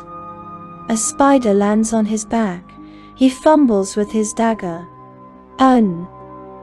Kelemvor grabs, pulls him up, smashes the creature with his gauntlet. Midnight shouts. Her amulet flares. A tiny blue light. The spiders hiss. They recoil from it. This way, Rinda yells. She pulls Cyric into a hollow in a log. The rest of you follow. You tumble in. It is a tunnel, slippery, dark. You slide. You land in a heap, in pitch blackness. The chittering is fainter. Are we safe? Adon gasps. No one is safe here. Rinda's voice whispers. The larder you light a torch. You are in a cave, a den, and it is full of webs. Thick, sticky webs and bodies. Drained husks of animals. A deer, a boar, a man. This is not a refuge, Kelemvor growls. This is a larder. And as he speaks, a shadow detaches from the ceiling. It is not the size of a wolf. It is the size of a carriage. It is ancient. It is bloated. The mother. It hisses, a sound that steals your breath. Yawen. Kelemvor raises his sword. Fight. But Rinda and Cyric are moving. The back wall, Cyric shouts. There's a crack. They scramble. The creature moves. It lunges. Not at Kelemvor. It lunges at Rinda, the quickest one, the tasty one. It snags her. A leg, she screams. The choice Cyric stops. He turns. The creature is reeling her in. Cyric, Midnight screams. Run! Inchi! Cyric looks at Rinda. Their eyes meet. And he draws his dagger. And he jumps on the creature's back. He stabs again. Again. Again he is screaming. A high, wordless sound. The creature thrashes. It slams him against the wall. Rinda is gone, pulled into its mandibles. A wet crack and silence. Cyric drops from its back. The creature turns its many eyes to him. Ow! Now Kelemvor roars. He charges. He plunges his sword deep into its eye's haze. Midnight shouts. Her amulet flares bright. A beam of pure blue force. It hits the creature. It shrieks. It convulses. and it dies. The aftermath, the cave is silent. Drip, drip, drip. Cyric is on the ground. He is curled up. He is shaking. She's... Adon whispers. She's gone. Cyric stands up. His face is calm. It is too calm. He walks over to Rinda's pack, which fell. He picks it up. He wipes his dagger. He sheathes it. "Let's go," he says. His voice is flat. "Cyric," midnight starts. I'm so sorry. I'm so sorry." Cyric looks at her. His eyes are empty. They are colder than the dead magic zone. "Sorry," he says. "She was a thief. She knew the risks. We all know the risks." He turns. He finds the crack in the wall. "The way is clear," he says. He squeezes through, and you follow. Into the light, you climb for an hour, and you burst out. Into the light, you gasp, you cough. You are out. You are out of spider haunt. You are on a hill, and below you is a valley, a peaceful green valley with farms and a river. You see the town, Shadowdale. Ishawado. You have arrived. But as you look, you see something else. On the horizon, to the north, a thin black column of smoke, and another, and another. It is the smoke of camps, of forges. It is the smoke of an army. Bane's army, the Centarim. Ewell, Ishidstower, Adpancho. You have not escaped the fire. You have run directly into it. You stand there, on the hilltop. The green piece of the valley is poisoned. It is poisoned by the sight of that smoke. Sense. Kelemvor's voice is a low growl.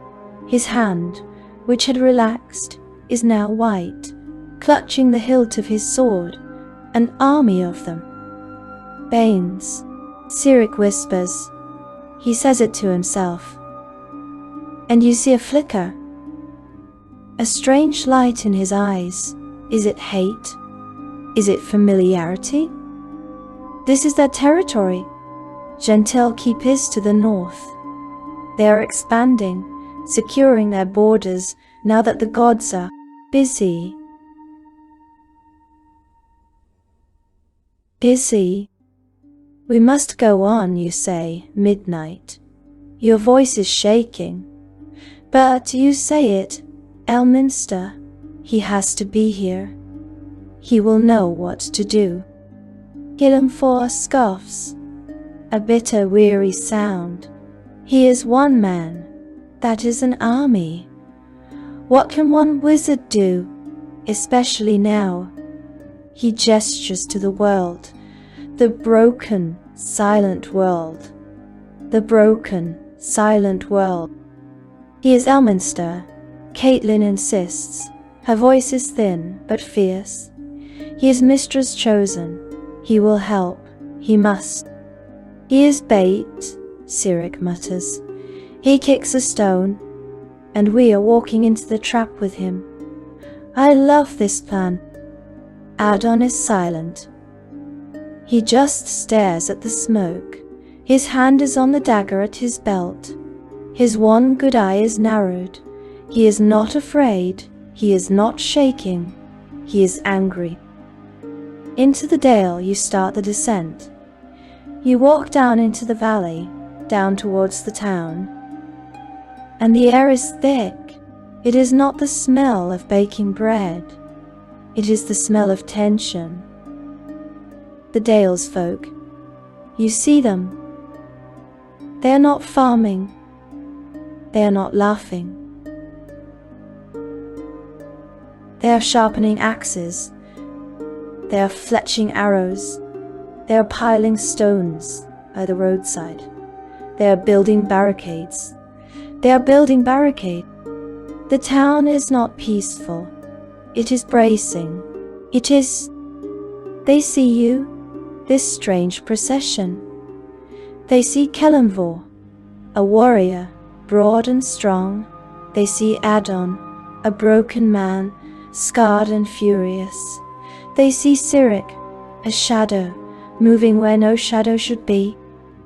And they see you, a mage, and Caitlin, a priestess of a dead goddess. A man steps out. He is huge. He is wiping soot from his hands on a leather apron. It is the blacksmith. "More runners?" he grunts. His voice is the rumble of a forge. "Or are you fighters?" "We are looking for Elminster," Kelemvor says, his voice matching the blacksmith's growl. The blacksmith laughs, a short, hard, bitter sound. "Elminster. Everyone is looking for Elminster." They all want the old sage to wave his hands and make the Zentarim go away. He spits, but magic is broken. "Stranger, did you not notice? The world is ending. We are not asking for a miracle, you say, Midnight." Your voice cuts through the tension. "We have information. For him. From Mystra." The word stops him. The blacksmith's face changes. The mockery is gone.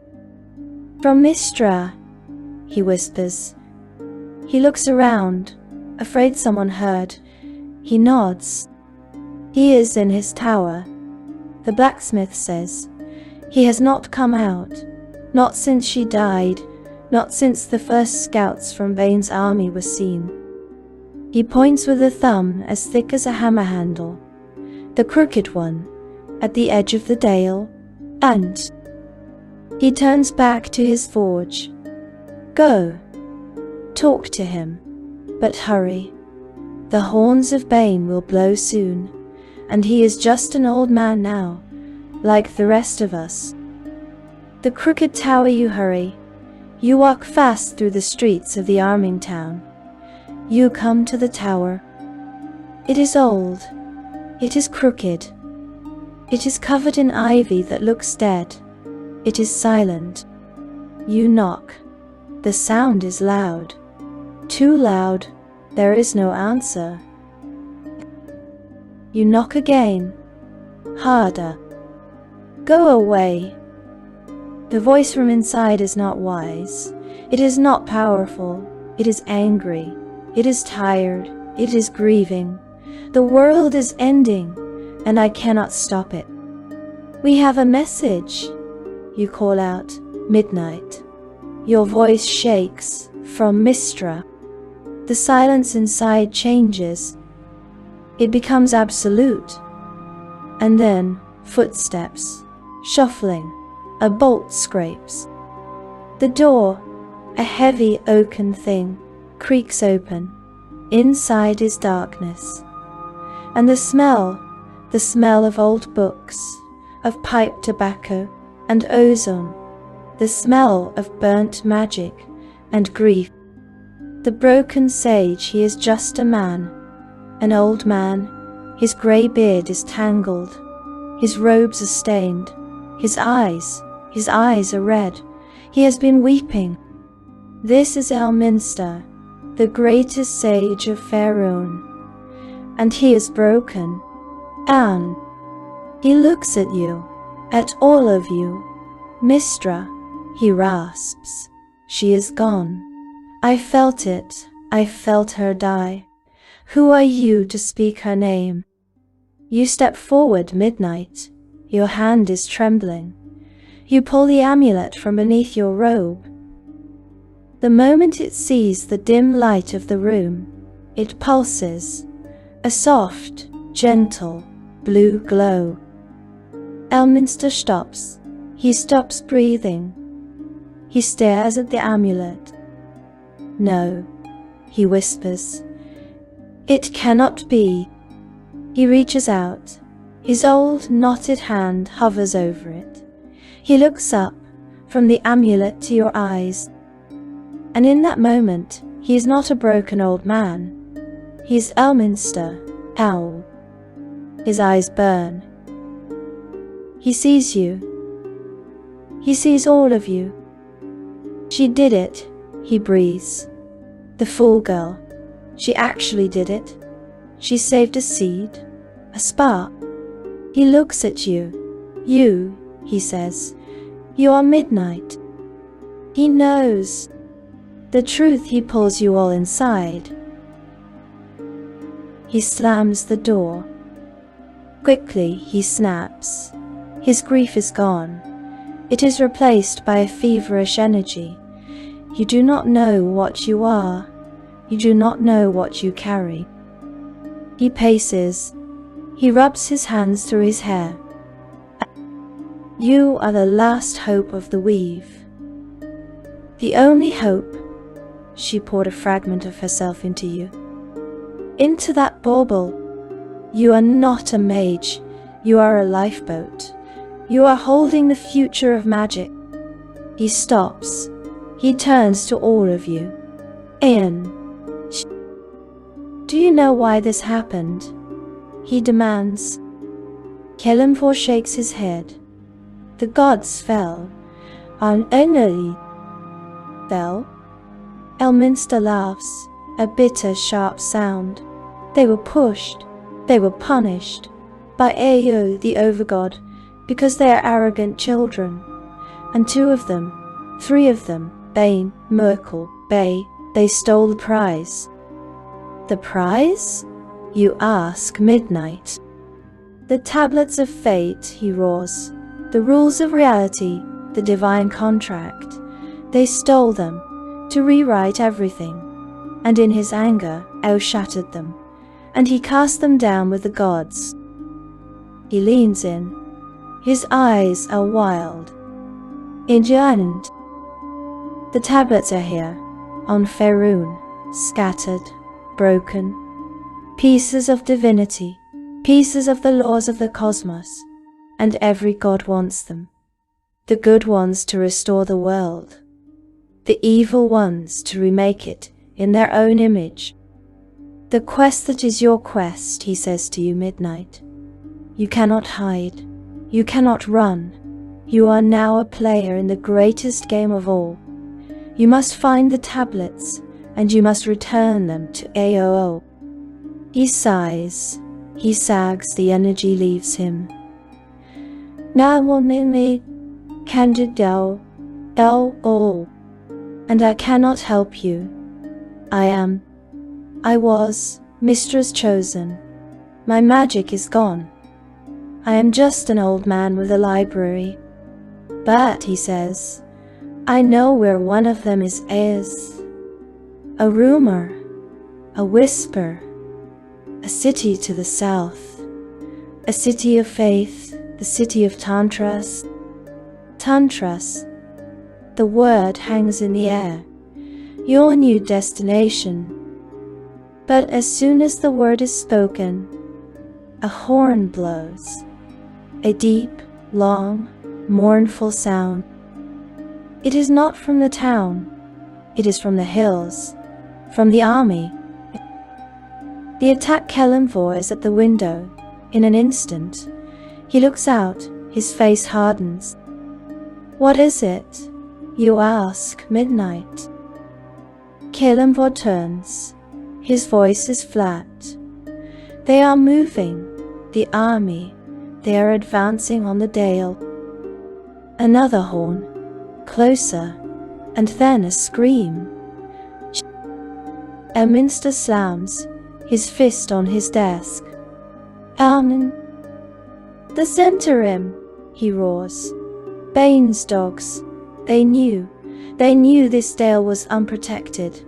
They waited for this, for my power to be gone. The bells of the town begin to ring. The alarm. Dawn. The Battle of Shadowdale has begun. Nay, Il Dale. Onatini Cyric soul. You burst from Elminster's tower. The world is screaming. Ah. The horns of the Zhentarim are a braying, brutal sound, and the clash of steel. The battle of Shadowdale has crashed down upon you. Ow. Zhentarim soldiers in black plate are pouring into the streets.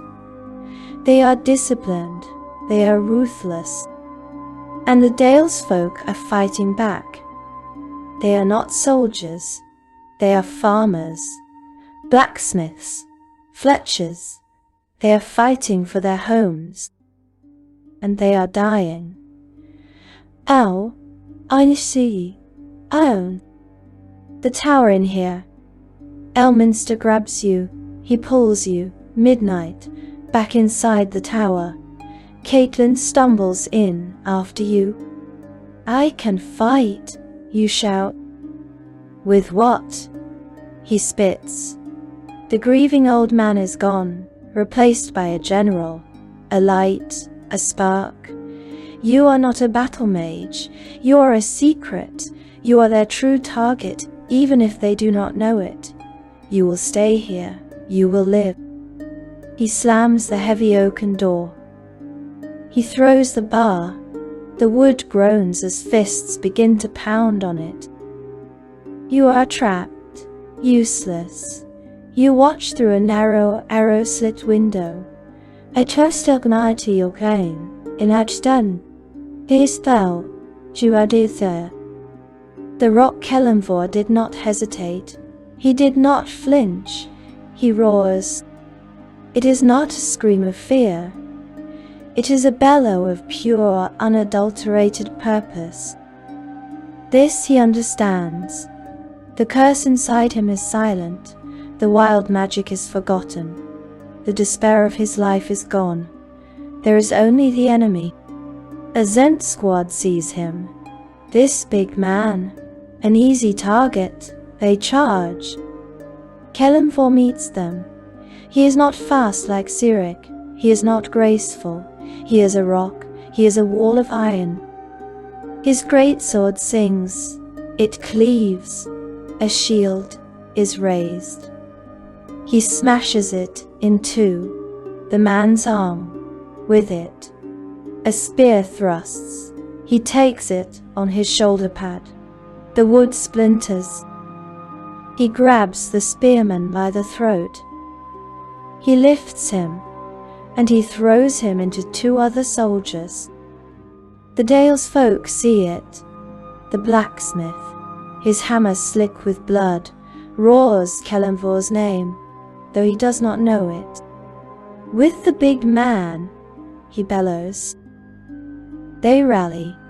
They form a line behind him. Kelemvor Lionsbane has become the anvil against which the Zhentarim are breaking. I killed Chichao Katsada. Echiko. The broken priest Adon is fumbling. He has the short bow Cyric stole for him. His hands are shaking.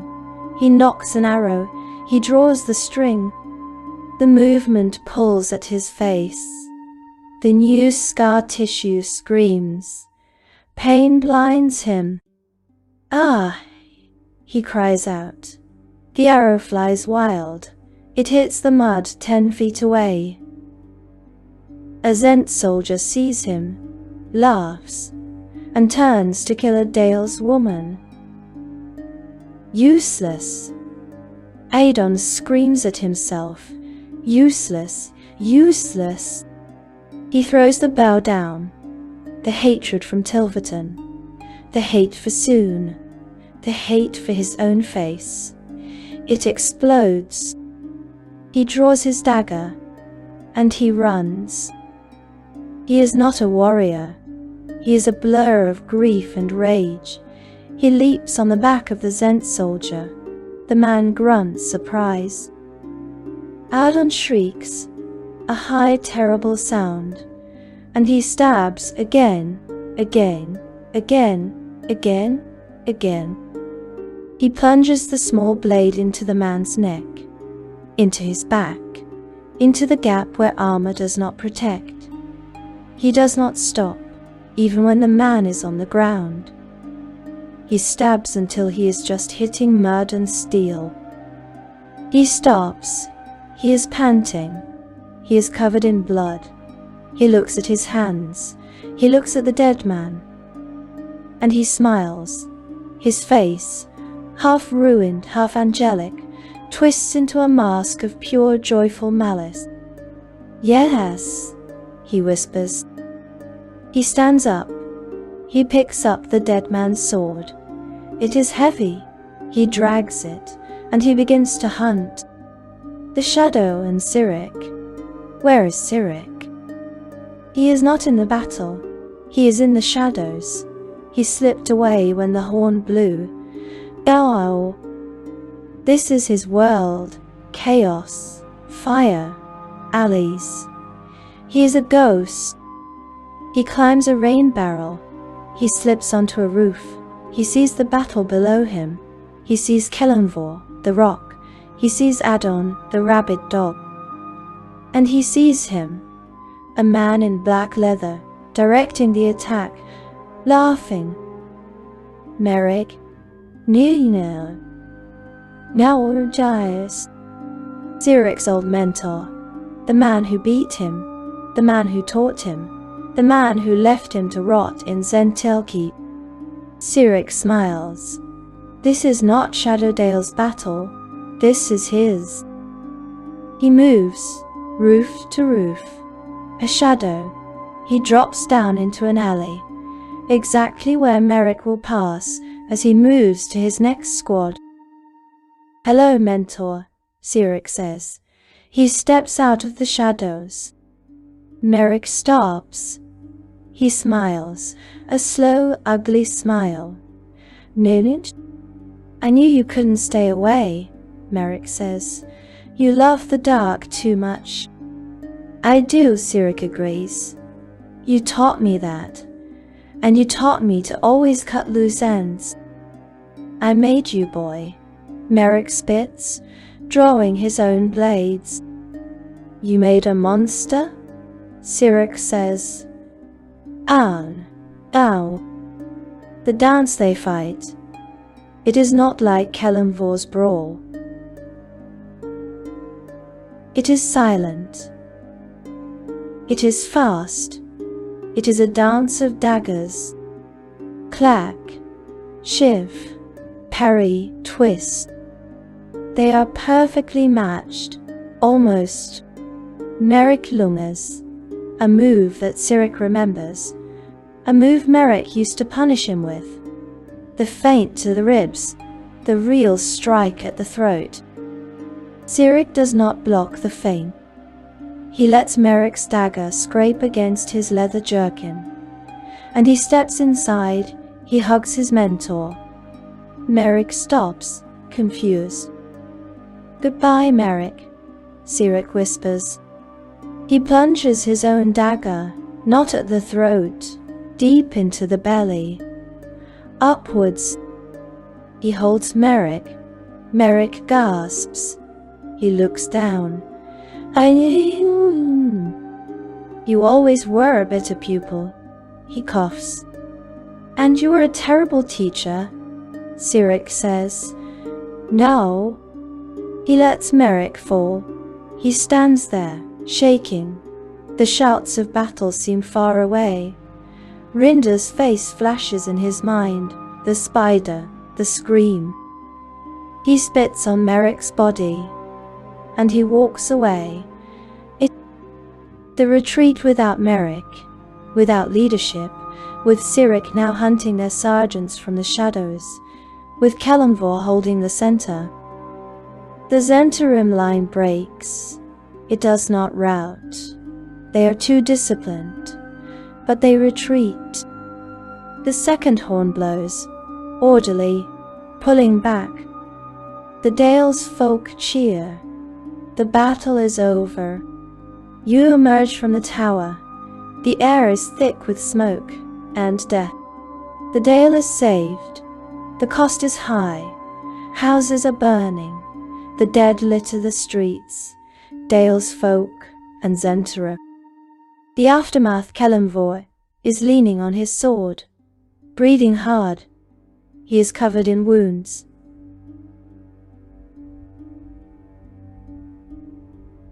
But he is alive.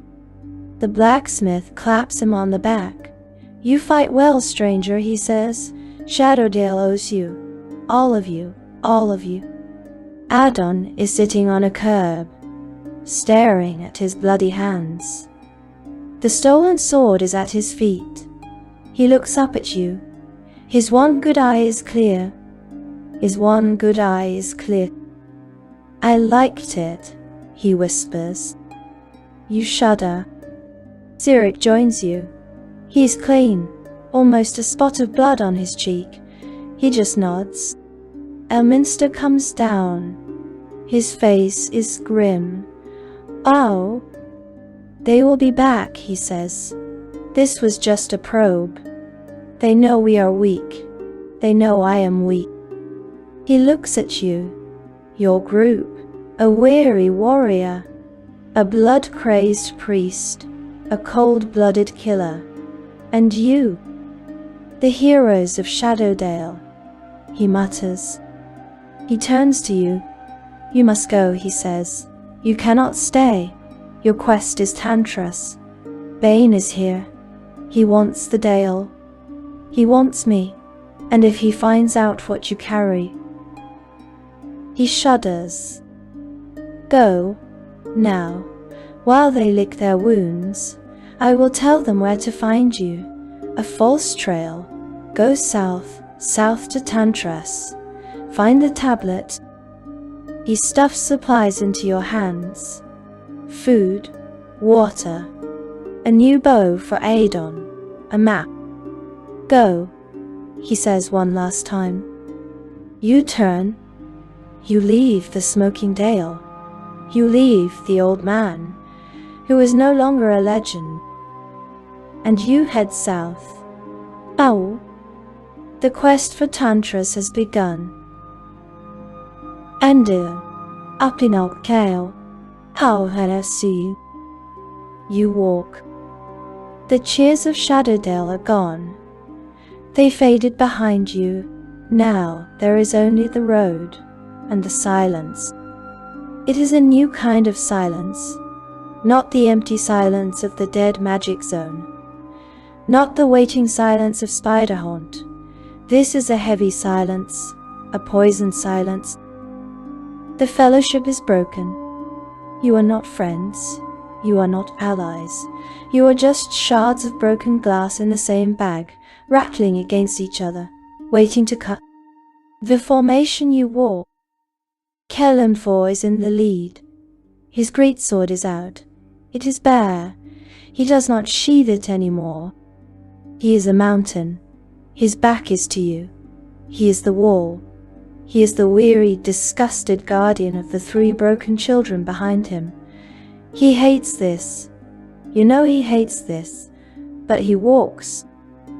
You, Midnight, and Caitlin are in the middle. You are the precious cargo. You clutch the amulet. It is still warm. A tiny, small warmth in a cold world. You carry the map Mystra gave you. You are the leader. A leader of monsters. Adon walks behind you. He has the Zentaran sword. He is holding it wrong. He is not used to the weight.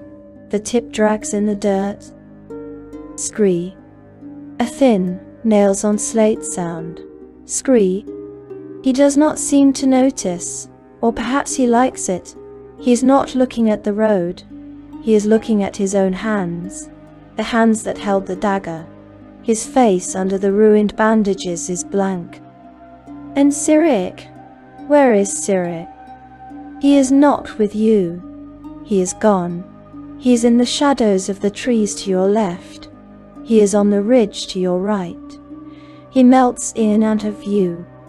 He is not part of the group. He is a wolf, pacing you. He is stalking you, or hurting you, or protecting you. You do not know. You do not ask.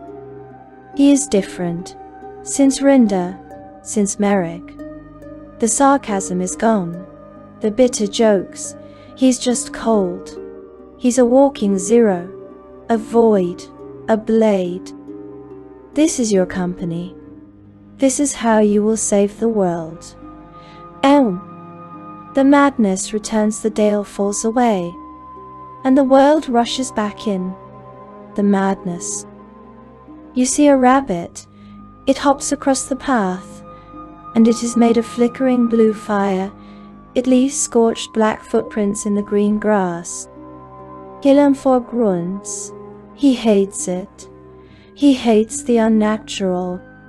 Adon stops, he stares at it. His one good eye is wide. He reaches out a finger, as if to touch it. Kelemvor slaps his hand down. Don't be a fool. Adon snarls. He pulls his hand back. He clutches his sword. He wanted to touch it. He is drawn to the broken things. The first night, you make camp. A cold camp. The Zhentarim patrols are everywhere. No fire. Kelemvor takes the first watch. He stands by a tree. A statue.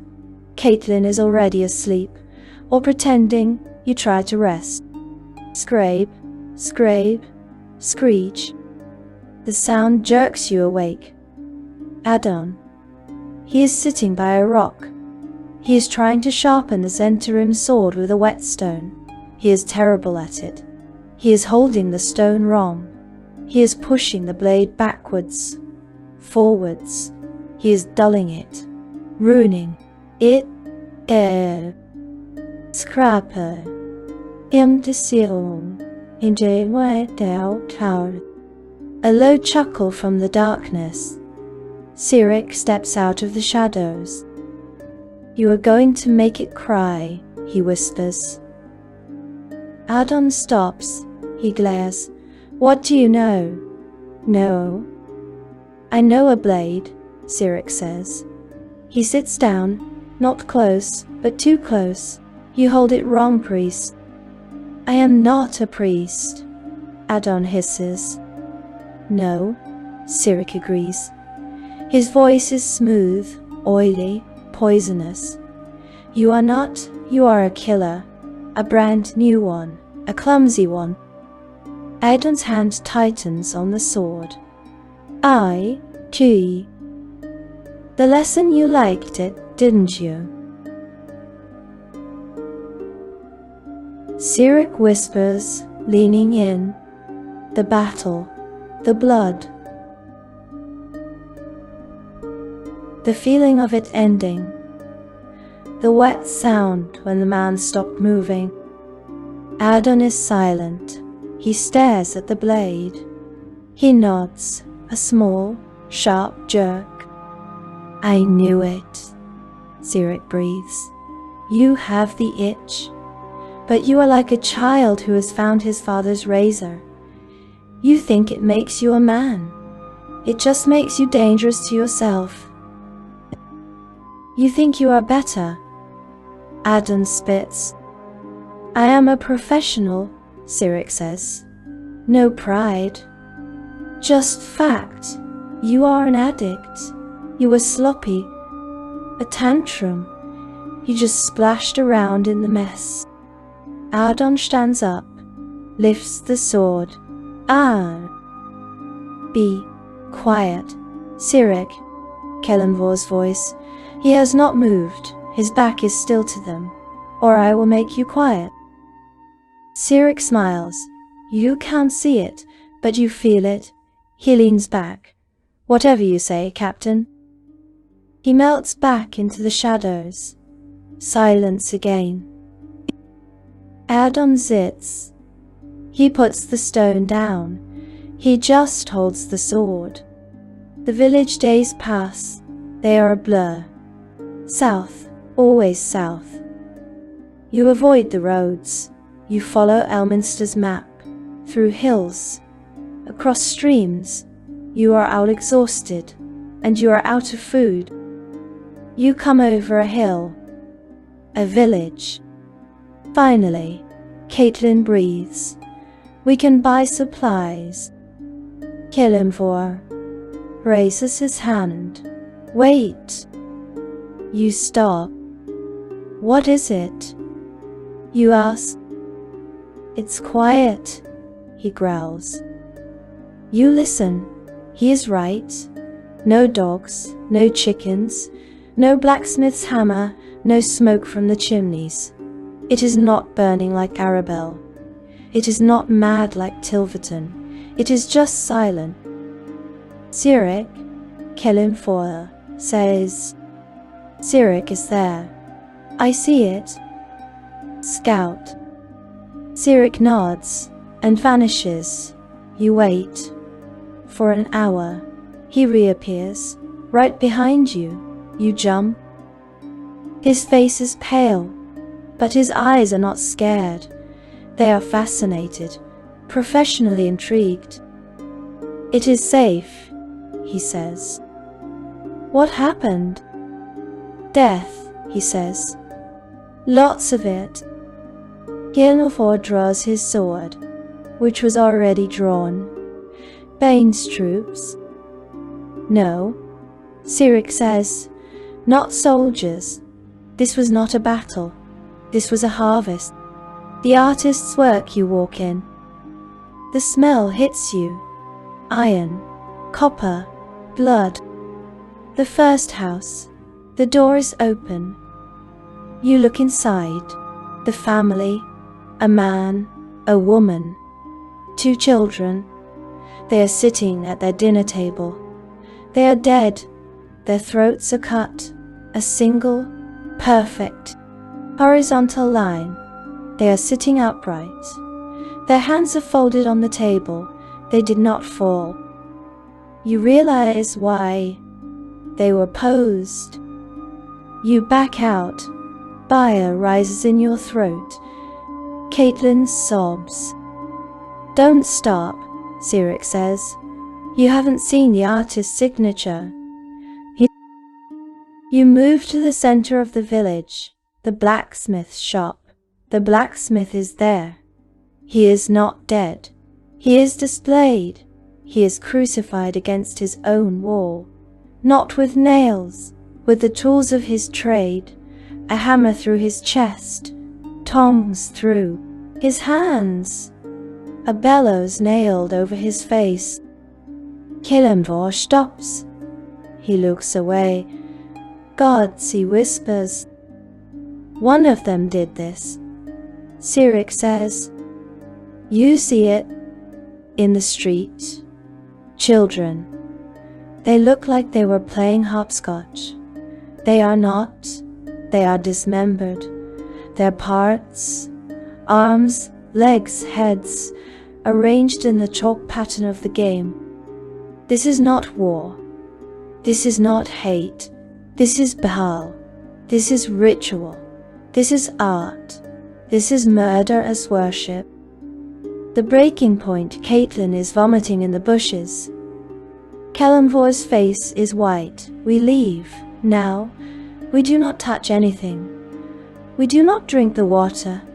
This place is cursed. He turns. But Adon is not moving. He is walking. He is walking through the village. He is looking at everything. He stops at the blacksmith. He reaches out. He touches the dead man's face. What is this? He whispers. His voice is not horrified. It is awestruck. Cyric is standing next to him. His head is tilted. This, Cyric says. His voice is low, quiet, almost respectful. Is intent. This is purpose, precision. He looks at Adon. You, in Shadowdale. That was a tantrum. Sloppy, wasteful. He gestures to the crucified man. This is a masterpiece. Every cut means something. This is divine. It is filth, Kelemvor roars. He grabs Adon by the shoulder, spins him around. Do not look at it. Adon looks at Kelemvor. His one good eye is cold. India. And Sum was good? She watched me burn. His voice is level, calm. At least this god is honest. This is what he is. He does not hide it. He shoves Kelemvor's hand off. Do not touch me. Kelemvor raises his fist. Now. Stop it, you scream. Your voice cracks. They stop. Kelemvor is breathing hard. Adon is staring at him. And Cyric is smiling. A small, proud, terrible smile. He's learning. Cyric chuckles. You run. You run from the village of the dead. You do not stop until dark. You know Bane is behind you. You know Bhaal is ahead of you. And you know your party is rotting from the inside out. The journey is long. And Tantras is still so very far away. Ishel, Shal, Ewel, Ai. The hunger. It is a cold thing. It is a gnawing rat in your belly. The supplies Elminster gave you are gone. The village of Bhaal gave you nothing. Nothing but nightmares. You would not touch their food. You would not drink their water. You are starving. You walk. Kelemvor is set, a mask of stone. He endures. He is used to this. Adon is weak. The hate in him burns hot. It consumes fuel. He stumbles. And he glares. He glares at you, midnight, at Caitlin, at Kelemvor. Why do we not have food? He blames you. You feel it. And Cyric is a shadow. Hunger is his oldest friend.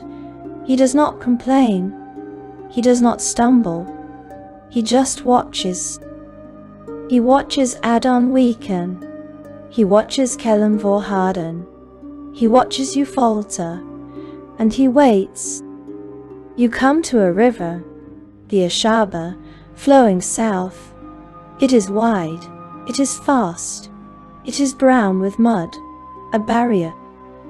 The map, you whisper. Your lips are cracked. The map shows a bridge, Blackfeather Bridge. Kelemvor nods. Once he moves south, along the bank. You walk for another hour. And you see it. It is not grand. It is old, stone, arched, covered in black ivy and moss. And it feels wrong. A cold wind blows across it, even though the air is still. A trap, Kelemvor growls. It's a bridge. Cyric's voice slips out of the trees. He was scouting. It crosses the water. Do not give it more credit than it deserves. I will go first, Kelemvor says. He steps onto the stone. His boot makes no sound. The stone seems to drink it. He walks, slowly, carefully. You follow. Adon behind you. Cyric is gone again. The Discovery halfway across. Cyric's voice, a hiss. Stop. You freeze. What is it? Kelemvor whispers. Below. Simtiang. Ilawu. Cyric is not on the bridge with you. He is under it. He dropped down. He is clinging to the ivy, like a spider. Whoa! What is it, rat? Kelemvor calls down. Ow! A treasure, Cyric breathes. He drops. Splash. He lands in the shallows, knee-deep.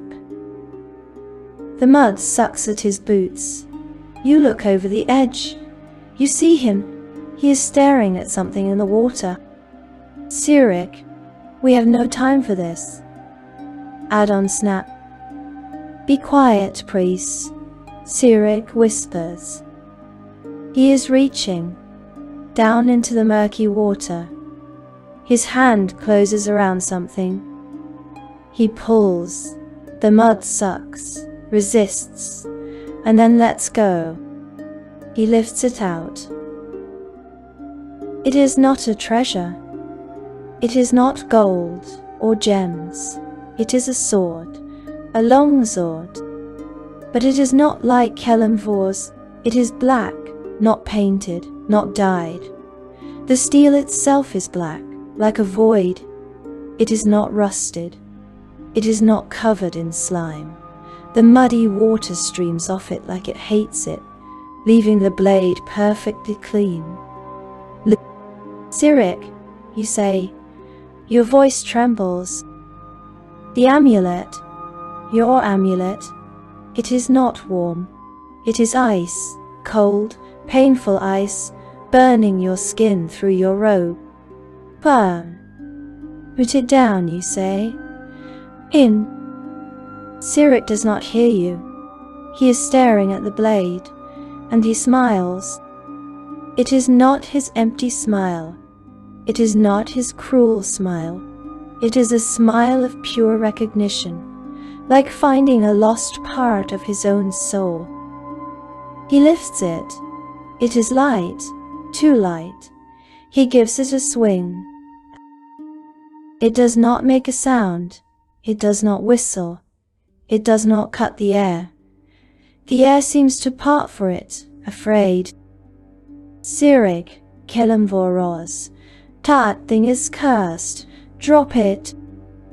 Kelemvor feels it. His own curse, his beast. It is howling, screaming at him. It hates the sword. It fears it. Cyric looks up. His eyes, they are different. Cursed, he laughs. A dry, quiet sound. No, you are cursed, Kelemvor. I am finally complete. He climbs up the bank. He stands on the bridge with you. I am you. Adon is staring at the sword. His one good eye is wide, with jealousy, with lust. He looks at his own clumsy Zent blade. That is a killer's sword. He wants it. It spoke to me, Cyric whispers. You all hear him? What did it say? You ask, dreading the answer. Cyric looks at you. It said hello. He ties the sword to his belt. He throws his old short sword into the river. It vanishes. A new friend, he says. One that understands me. He pats the hilt, and you think you hear it. Not with your ears, inside your mind. A whisper, cold, dry, ancient. Yes, a friend. Oh. Cyric walks past Kelemvor, past you. He takes the lead. No, Adon. Come on, he calls back. His voice is light, happy. Tantras awaits. You follow. The wolf has found its teeth, and you know it is only a matter of time before it bites. He hunger. Ender. It is a constant companion. It is a cold, gnawing thing in your belly. The world itself is starving. The farms are fallow. The villages are dead. And you are starving with it. Kelemvor endures. He is a rock. He just sets his jaw. He walks. Adon is vile. The hunger makes his hate sour. He complains. He snaps. He glares at the share of food you allot. Is this all? He hisses, looking at a morsel of stale bread. I killed for you. I fought. And this is my reward. We all fought. Kelemvor growls. We all starve. Eat it or give it to me. Adon snarls and eats. Brown. Caitlin weeps quietly. Oh, Ishsil. And Cyric. Cyric is fine.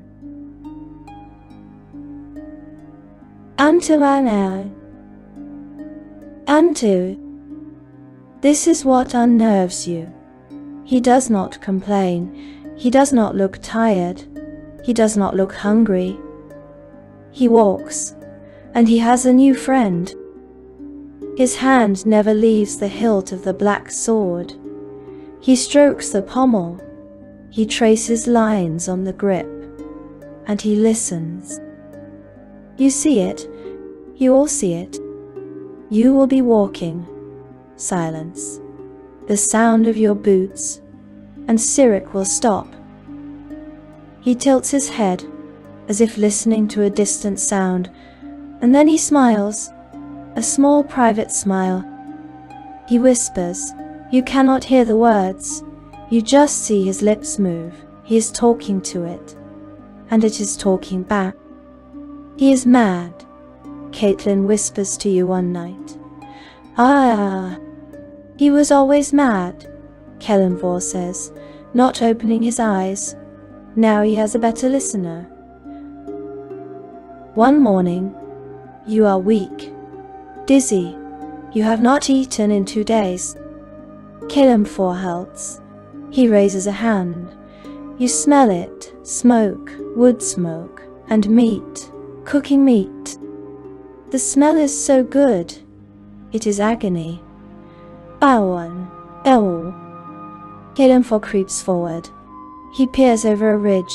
He comes back. Sense, he whispers. 3 of them. They are at a campfire. They are eating. Well. Adon is up. His eyes gleam. We kill them. We take it. Quiet, fool. Kelemvor hisses. We ambush. I will take the one on the left. He has full plate. Adon, you take the one by the fire. Wait for my signal. And me? Cyric's voice. Smooth, calm, bored. Kelemvor glares. You watch the flank, or do whatever it is you do. Cyric smiles. I have a better plan. Cyric, no. Kelemvor starts. Nein, du. Yes, Cyric says. And he stands up. He walks out of the bushes. You madman, Kelemvor roars. Cyric strolls down the hill, towards the camp. The Sens see him. They jump up, grabbing their swords. Who goes there? One shouts. Cyric keeps walking. He is alone. The second one laughs. Kill him. The first one charges. Kelemvor roars in frustration and stands up to charge after him. Andy. Wait, Adon whispers, grabbing Kelemvor's arm. Watch. Cyric does not run. He does not draw his daggers. He draws the black sword. And he is no longer Cyric. He is a blur. He is not there.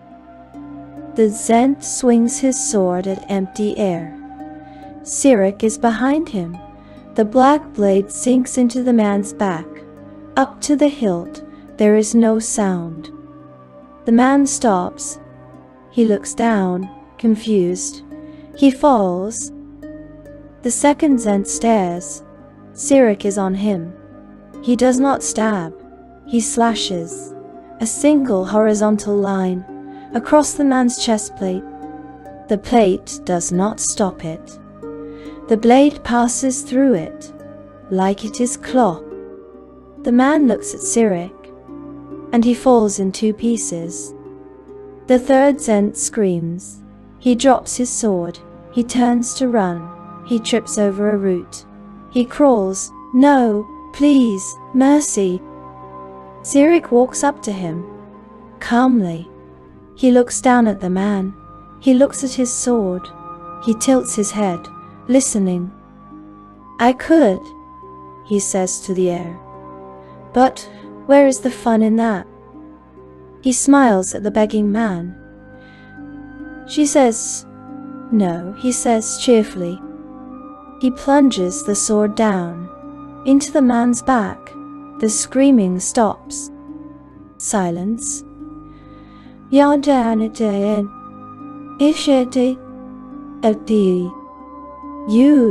Kelemvor, Adon, Caitlin. You walk down into the camp. The smell of meat is overwhelmed by a new smell, cold, like ozone, and dust. Kelemvor stares at the man, cut in 2, gods he breathes.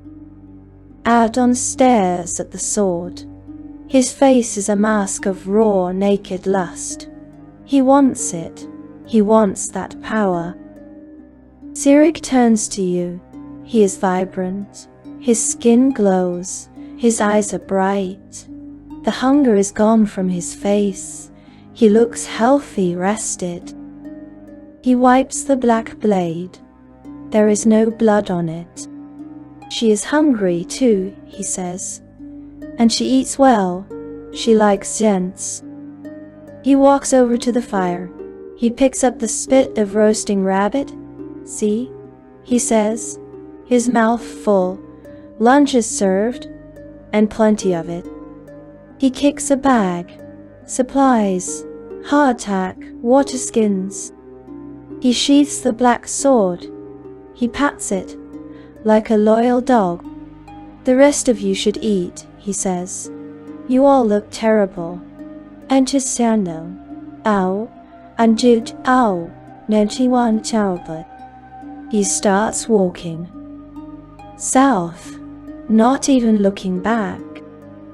You look at Kelemvor. His face is ashen. And you look at Adon. His face is covetous. You look at the dead men. You are starving. You grab the food. You stuff it in your pack. You run to catch up. You are no longer a fellowship. You are just 3 people and a priestess following a monster. And his sword. The fear. It has a new flavor. And before it was fear of Bane, of the Zentarim, of spiders. Now it is fear of the man walking in front of you. You walk. You follow Cyric. He does not scout anymore. He walks. He knows you are following. He knows you have no choice. He has the food. He has the confidence. He has the sword. And the world itself seems to know. You pass a flock of crows. They are silent. They do not call. They just watch him. You pass a stream, and you see the fish. They turn belly up, dead. As his shadow crosses the water, he laughs. A soft, private sound. Nishin. Anja. Beshu. Lambs. Kelemvor sees it. His face darkens. He grips his sword. He is at war, not with Bane.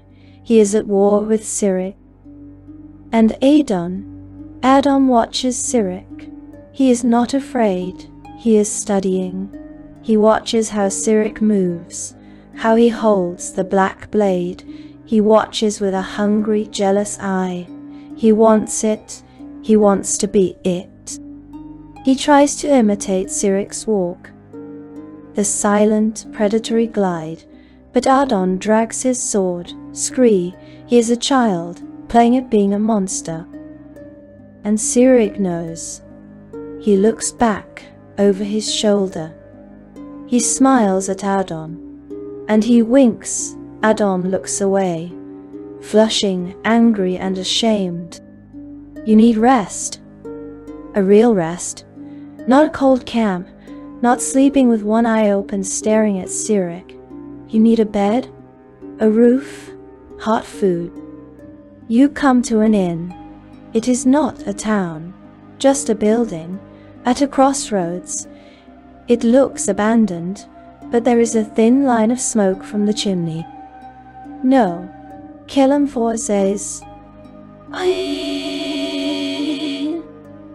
Yes, Adon snaps. I will not sleep in the mud again. I am cold. I am tired. It is a trap, Kelemvor growls. Everything is a trap to you, Adon spits. Maybe it is just an inn. I agree with the priest, Cyric says. Stepping up, I am bored of walking, and I want ale. He does not wait. He walks to the door. He kicks it open. Crash. You all flinch. Kelemvor roars and charges in after him. Sword ready, you follow. It is dark. The smell of stale ale. And fear. In the corner, huddled. An old man, an old woman. The innkeepers, they are terrified.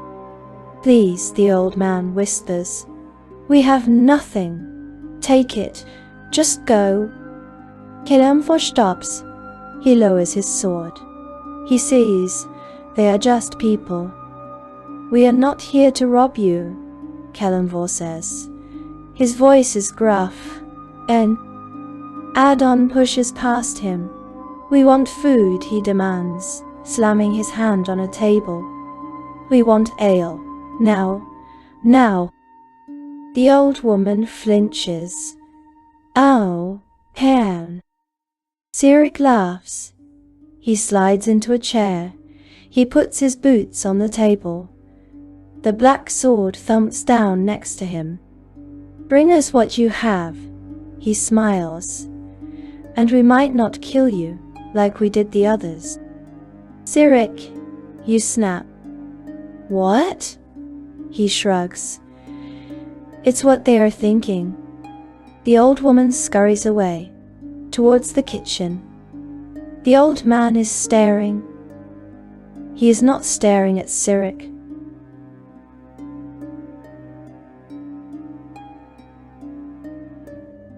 He is staring at Adon, at his face.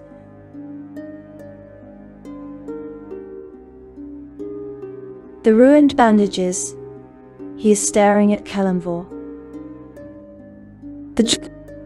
It's you, he whispers. What? Adon says. It's you. You're them. And the old man is shaking, but it is not fear. It is rage. You came back, he hisses. Old man, Kelemvor says. We have never been here. Wow. Liar. The old man screams. He points. A shaking finger at Adon, the scarred man at Kelemvor, the giant at Cyric, the shadow. You thought we wouldn't know. He spits. You thought no one escaped? My nephew. He escaped from Hill's farm. He told us. Told you what? You ask. Your voice is small. The amulet is cold.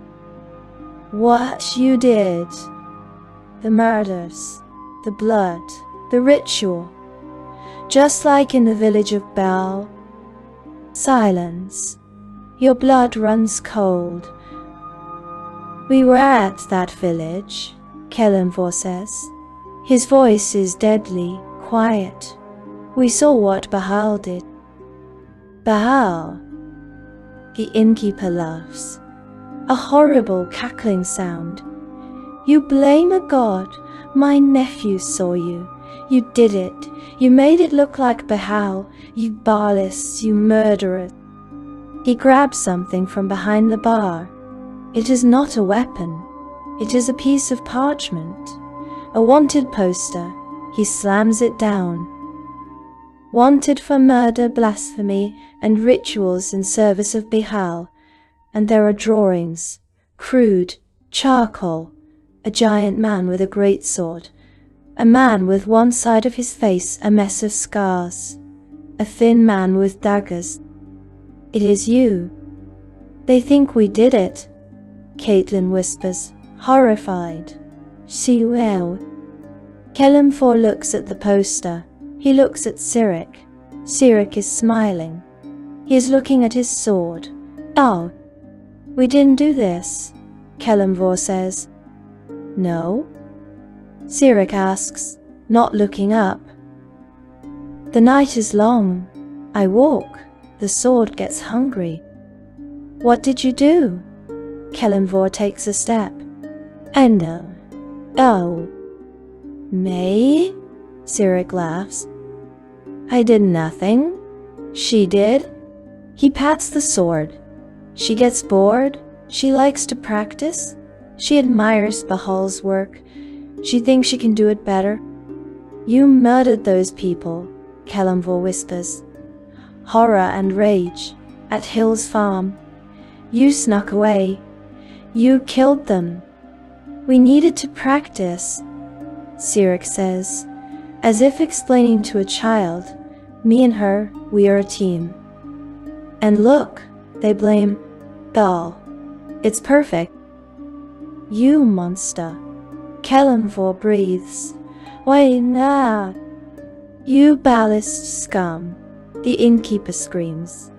And he pulls out a crossbow. Ow! Whack. Nay. Ow. The bolt hits Adon. In the shoulder, he cries out, not in pain, in surprise. He looks down, and he laughs. He shot me, he says. Ow! And he draws his ruined sword. He walks towards the innkeeper. Adon, no! You scream. Ha! He shot me, Adon roars, and he swings. The innkeeper dies. The old woman screams from the kitchen. Oh, wait. Silence. Nee. Adon is panting, looking at the blood. Kelemvor stares at Adon. He stares at Cyric. Cyric is applauding, slowly. Bravo, priest. Cyric smiles. Your first real murder. Not in battle. Look at you. Kelemvor has had enough. He turns. He is not looking at Adon. He is looking at Cyric. You, Kelemvor says. His voice is so low it is a rumble. You did this. You poisoned him. You murdered those farmers. You are the curse. Cyric stands up, slowly. He picks up the black sword. On. I am the only one telling the truth, Cyric says. You are the one living a lie. This is the world now. Kelemvor, get used to it. I will not, Kelemvor says. He raises his greatsword. I will end you, here, now. The inn is silent. Adon panting. Caitlin sobbing. You frozen. And Kelemvor and Cyric, swords drawn. Ready to end it all. The air is dead.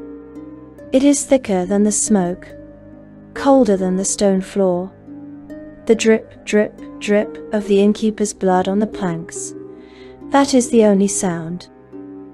Kelemvor is a mountain. His knuckles are white on the hilt of his great sword. His eyes are burning with a pure, clean hate, a righteous hate. Cyric is liquid. He is relaxed. He holds the black sword lightly. casually.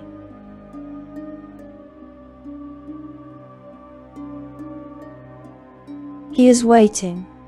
He wants this. He knows he will win. "And me," Cyric chuckles, a soft wet sound. "Oh, Kelemvor, you still think you are in charge of something?"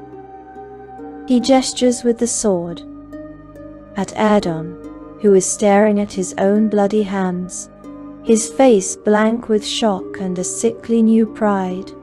"At you, Midnight." And Caitlin, huddled by the door, useless. "You are a nursemaid to a broken priest and a frightened mage," Cyric hisses. "I am the future." Kelemvor roars. He raises the sword high. "But nine shall be." "Stop. Huh. Your voice, Midnight. It is not a plea. It is a scream of agony, of fury. You are clutching the amulet. It is not cold anymore. It is burning. A blue light explodes from your hand. It is not a light spell. It is a wave of pure force. It slams into both of them, not hard enough to hurt, hard enough to push. Kelemvor stumbles back 3 steps. His sword wavers. Cyric is blasted against the wall. He slides down, his eyes wide with genuine surprise. Silence. "Dinjajan, out is Sao." You are panting, shaking. "Stop it," you gasp. "We are not here to kill each other," you sob. "We are here for the tablets, for Tantras, for Mystra. Does any of that matter? Or are we just Baal's leavings?" Kelemvor looks at you. His face is torn. The rage is still there. But the quest is all he has. Cyric gets up. He brushes dust off his leathers. He is no longer smiling.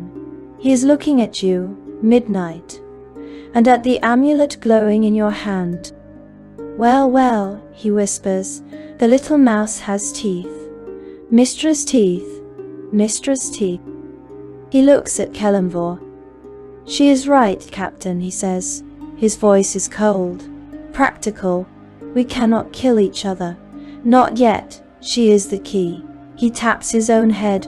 "She is the map." A scream, a thin, old wail. From the kitchen, the old woman. She is still alive. Cyric sighs, loose ends. He starts walking towards the kitchen, raising the black sword. "No, no." Kelemvor steps in front of him. The greatsword is down, blocking the doorway. "What?" Cyric says, annoyed. "No, more." Kelemvor's voice is gravel. "You murdered the farmers. You let this one," he nods at Adon, "murder that one. No more, not in front of me." "She saw us," Cyric says. "She will talk. She will tell everyone the Bhaalists were here. And this one," he nods at Adon, "again, killed her husband. It is practical." "I do not care," Kelemvor says.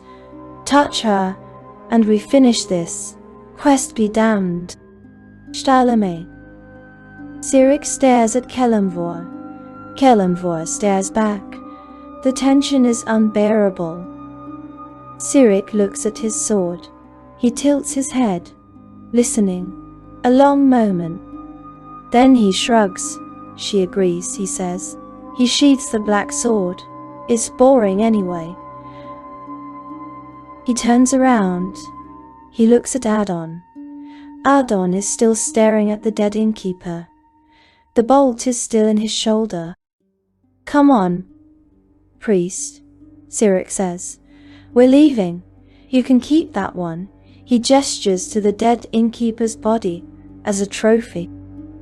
He walks to the door. He stops, looks at you. Well, he asks, are you coming, little mouse? Or are you staying here with the bodies? He steps out into the night. Adon looks up, dazed. He looks at Kelemvor. He looks at Cyric's departing back. He yanks the bolt out of his shoulder, grimaces, and he follows Cyric. Kelemvor is left standing. He looks at you. His face is a mask of agony. He has failed. He failed to stop Cyric. He failed to save Adon. He failed to protect these people. He lowers his sword.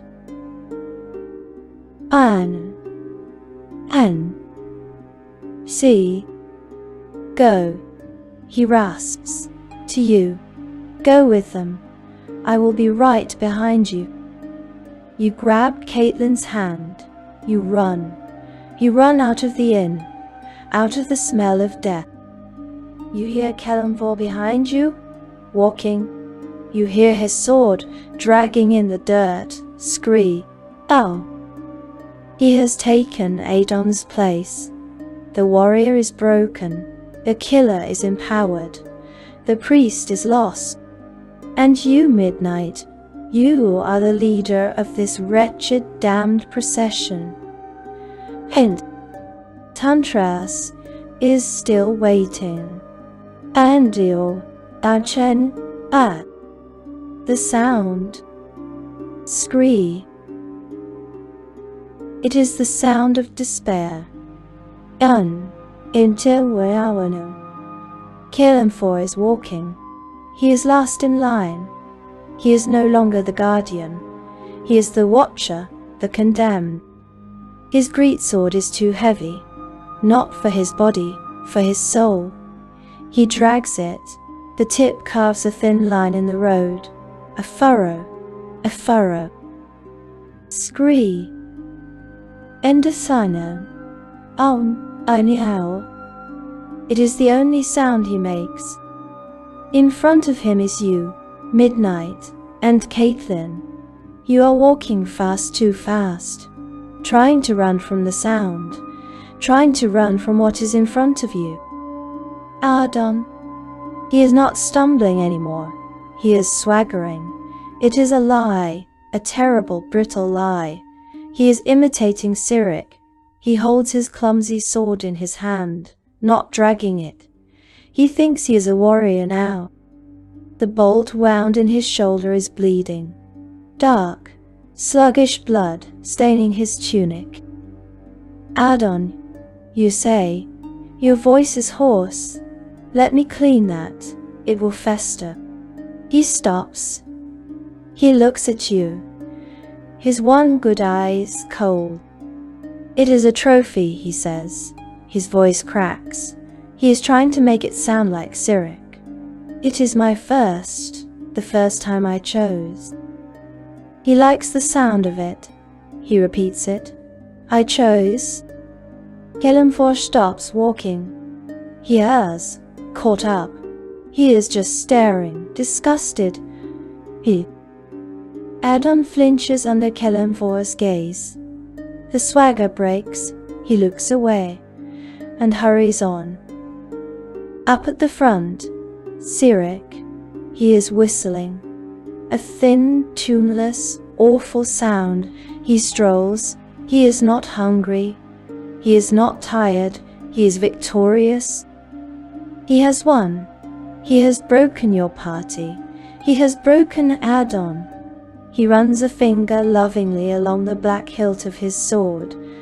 He looks back at you and smiles. You are his possessions now. The hunger returns. The inn gave you nothing but blood. You need food. You see it. A town, not a village, not a farm. A walled town, a trading post. Guards on the wall. We cannot go in, Kelemvor says. His first words in hours. Why? Because you are afraid? Adon sneers. The Bhaal killers are coming. Hide. They will have the posters, Kelemvor growls. They will know our faces. Good, Cyric says, stretching. Then they will be afraid people give you things for free. He walks towards the gate. No, you shout. But it is too late. You have to follow. The guards see you. 4 of you. No, 5. This broken, bloody procession. They level their spears. Halt! Who goes there? Cyric smiles. Just poor travellers, good sir, looking for food and ale. The guard captain leans over. He sees Kelemvor's size. He sees Adon's scar. His face goes white. It's them, he screams, not in anger, in pure animal terror. It's them, the Bhaal spawn, the murderers of Hill's farm. The bell, a warning bell, starts to ring. Clang, clang, clang. Kill them, the captain shrieks. They will murder us in our beds. Kill the monsters. Doors slam. Windows are barred. Not just the guards. The townsfolk, farmers, merchants. They swarm out of the gates. With pitchforks, axes, torches, they are terrified. And terror makes them brave. And terror makes them brave. Child killers. A woman screams, throwing a rock. It hits Caitlin. She cries out, Bhaalists, filth. Kelemvor stands. He raises his sword, but not to attack, to defend. He puts himself in front of you. He will let them hit him. He thinks he deserves this. They dare. Adon whispers, his face twisted with rage. These filthy peasants? They dare judge me. He draws his sword, and he smiles his new smile. I will teach them respect. Yes, Cyric breathes. His eyes are gleaming. He draws the black blade. They think we are monsters. How rude of us to disappoint them. He and Adon, side by side, ready to massacre them. Kelemvor is about to be overwhelmed. You cannot let this happen. You cannot let them kill Kelemvor. You cannot let them kill these people. No. You scream. You raise your hands. The amulet does not ask. It obeys. Boom.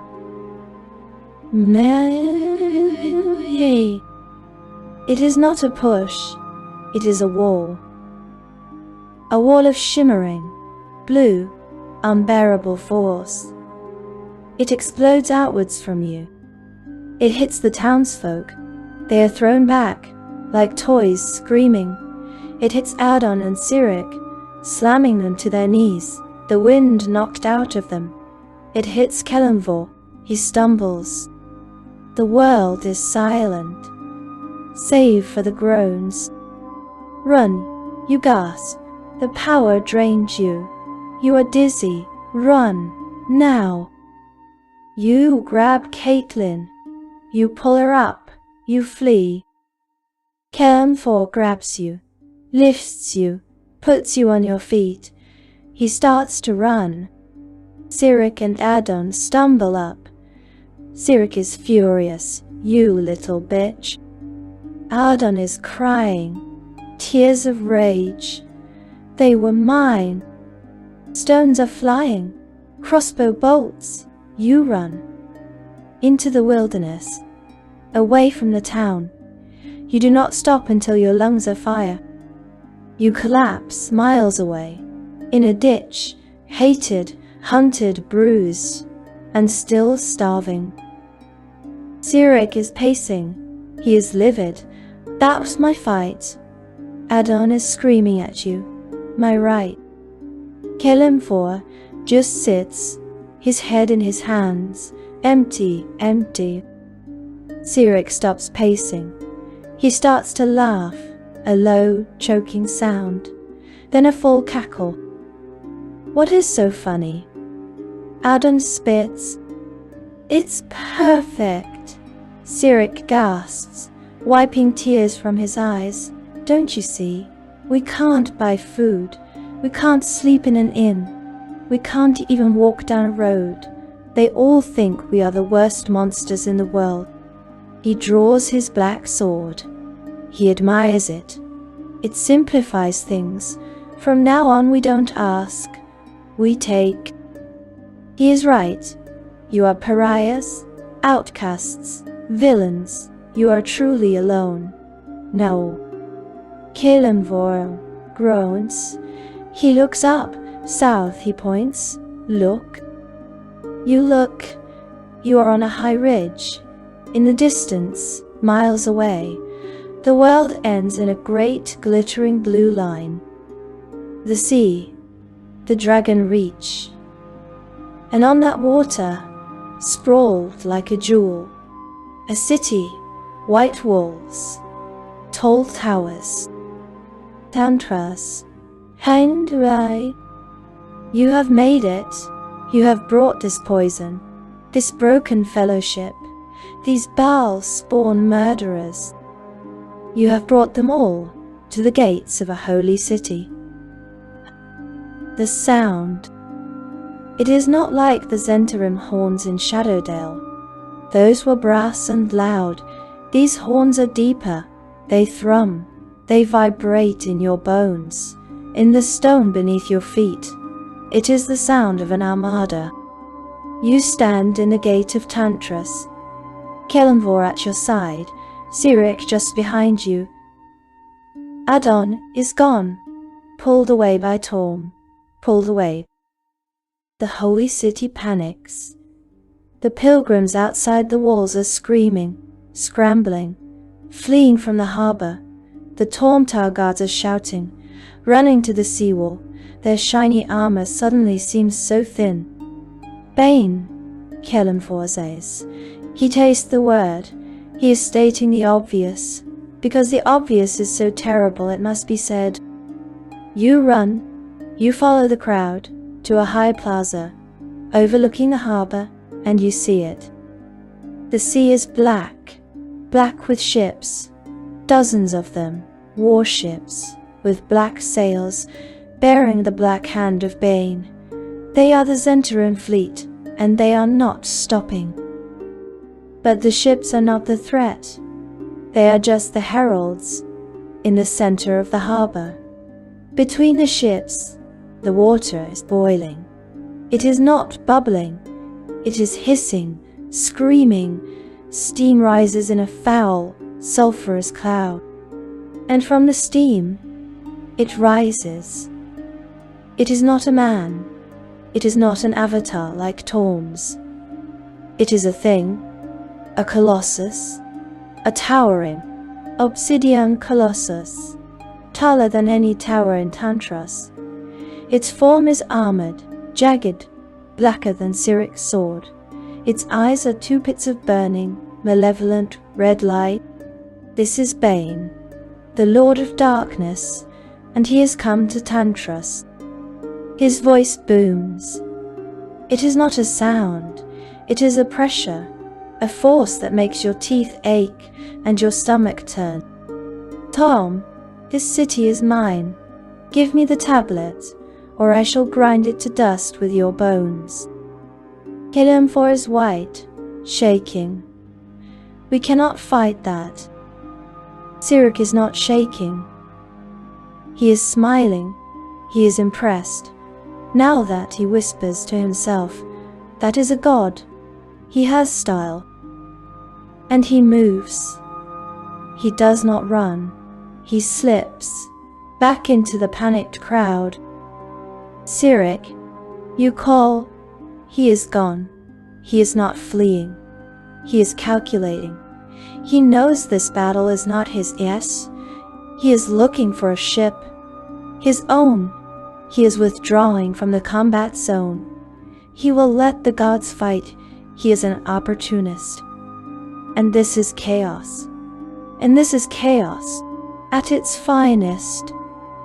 Endo, you are left, you and Kelemvor, and Caitlin, ants, watching the mountains go to war. Bane. Another voice, it is Tom. He walks out from his temple, into the main plaza. He is alone. He is still the old man in the brown robe. He looks so small. Bane laughs. A sound like 1,000 tunes grinding open. You dare face me? You weak, dutiful fool. Tom stops. He looks up at the obsidian colossus. I am here, Tom says. His voice is calm, and it carries. It cuts through the panic. The faithful hear him. The guards on the wall, the kneeling pilgrims, the panicked citizens, they hear their God, and they stop, they turn, they look, they see him, their God, standing alone against the darkness, and they believe. Their devotion surges, a wave of pure white golden faith. It hits Tom, and he shines. A light erupts from him. He is no longer a small old man. He grows. His robes burn away, revealing shining silver and gold plate. A great, plumed helmet forms on his head. He grows 10 feet, 50 feet, 100 feet.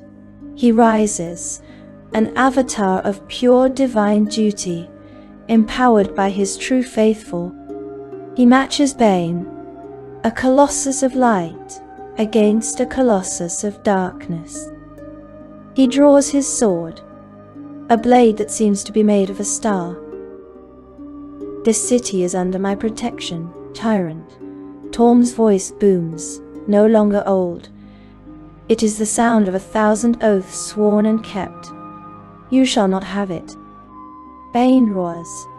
Tom roars. The two gods charge. The ground shakes, the sea explodes, the sky tears open. A wave of divine energy flattens the plaza. You and Kelemvor dive for cover.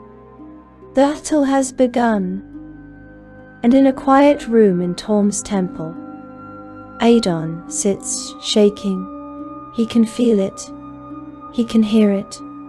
The god he hated, soon, was vain. The god he despised, Bane, is here to destroy.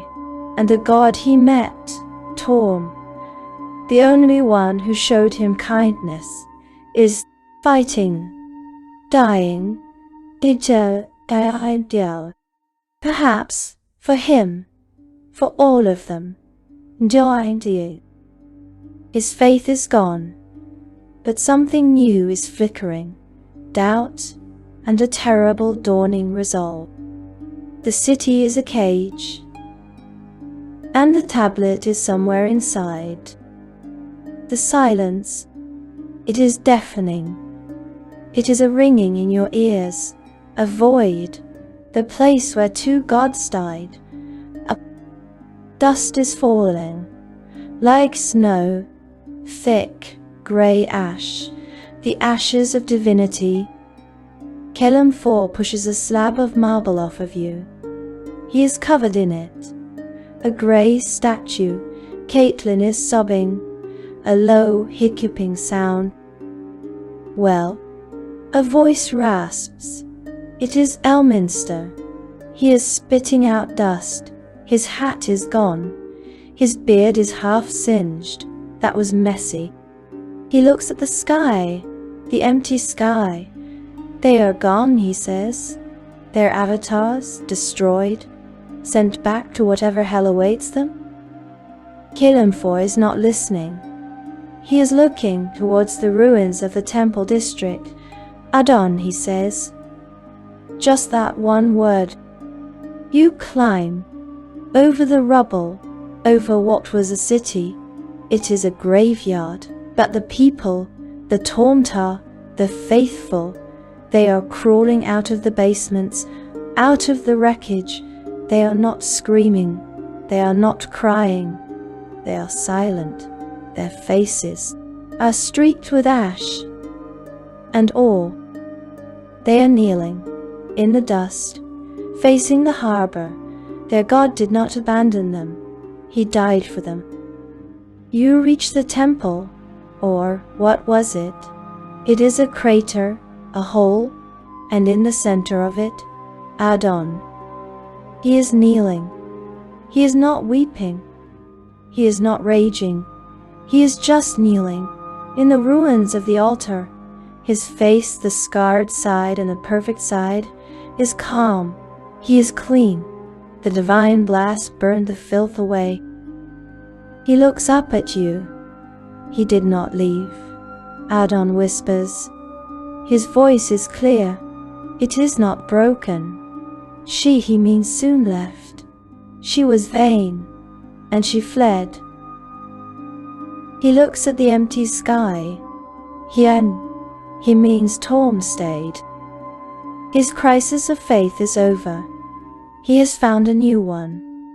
Not in a god, but in an act, in duty, in sacrifice. He has become the first true cleric of the dead Torm. The tablet, Elminster says. His voice is gentle. Adon nods. He reaches into the broken stone of the altar, where Torm's power was focused. He pulls it out. It is not heavy. It is a slab of stone, about 2 feet long, and it glows, a faint silver light. Writing is carved on it, in a language that hurts your eyes. The laws of the divine. You have one. We must go, Elminster says. He is leaning on Kelemvor. Where? You ask. The other one, he wheezes. The dead 3. Bane is broken. Bhaal is a skulking thing. But Myrkul, he shudders, the Lord of Bones. He walks. He is not like Bane. He does not want to fight. He wants a city of souls. He is going to Waterdeep. He points west. He has the other tablet. You must get it. The party is reformed. You, Midnight, the keeper of Mystra's spark, the bearer of the tablet, Kelemvor, the silent guardian, his curse raging, his honor aching. Adon, the new priest, his faith scarred, but true, forged in Torm's fire. You look around, at the ruined city, at the wreckage of the fleet. Where is Cyric? Adon asks. Far out, on the black water. The Argent bobs in the waves. Cyric stands at the prow. He saw it, all of it. He saw the gods die. He saw your magic storm destroy the fleet. He sees you now. Tiny figures, climbing out of the city, carrying something that glows. They have it, he whispers. He draws the black sword. God's Bane. It feels warm. It is hungry. Patience, my love, he murmurs to the blade. He smiles, his true smile. They go west, he tells his crew. We go west. We will let them do the hard work. We will let them bleed. He looks at the distant shoreline, and then we will take it all. The pursuit is on. The sound. Scree. It is gone. In.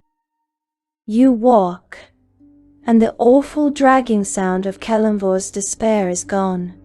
He carries his sword. He walks in the lead. He is the guardian again. The battle in Tantras broke him, but Adon has given him something new, purpose. Adon walks beside you. He is carrying it, the tablet of fate. He made a sling for it. It is lashed to his back. A great stone slab. It glows, a faint, cold, silver light. You can see it through the cloth. You can see it through the cloth. It is heavy. You can see him strain. Let me help, Kelemvor grunts. No, Adon says. His voice is not hateful. It is just flat, tired. He means Torm, carried his burden. I will carry this one. He is a priest again. Not of soon, not of hate. He is a priest of duty. And he is in agony. Mystra is fading. The old sage is leaning on Caitlin. The magic he worked with you to destroy the fleet, it drained him to the marrow. West, he wheezes. Water deep, Myrkul has the other. He coughs, a dry, dusty sound, and so does he. You do not need to ask, Cyric. You feel him. You are walking across the heartlands, 1,000 miles of open country, but you feel like you are in a tunnel. You feel his eyes. Is he on that ridge? Is he in that copse of trees? Is he in the ocean to the south, sailing parallel to you? His ship a black fin in the water? He is not hunting us, Mystra whispers to you one night. He is herding us. Your blood runs cold. He wants Myrkul. He wants the other tablet. But he is a thief. He will let us be the heroes. He will let us do the bleeding. And when we have both tablets in one place, he does not need to finish. Cyric will come to collect. The world is reeling. You pass a town. It is not like the others. It is not mad or murdered. It is lost. You see the temple, a grand building of black marble. The temple of Bane. It is empty. The doors are barred. From the outside, the high priest is gone. His power is gone. His god is dead. But across the street, the temple of Torm. It is small, humble, and it is overflowing. The people of Tantras have told the story. Their god died for them, and in a world of silent, arrogant, selfish gods, a dead god who kept his word is the only one worth worshipping. Adon stops. He watches. He sees a woman place a single white flower on the temple steps. He nods once and walks on. The Bhaal spawn rumors. They are faster than you. You come to a river, a bridge.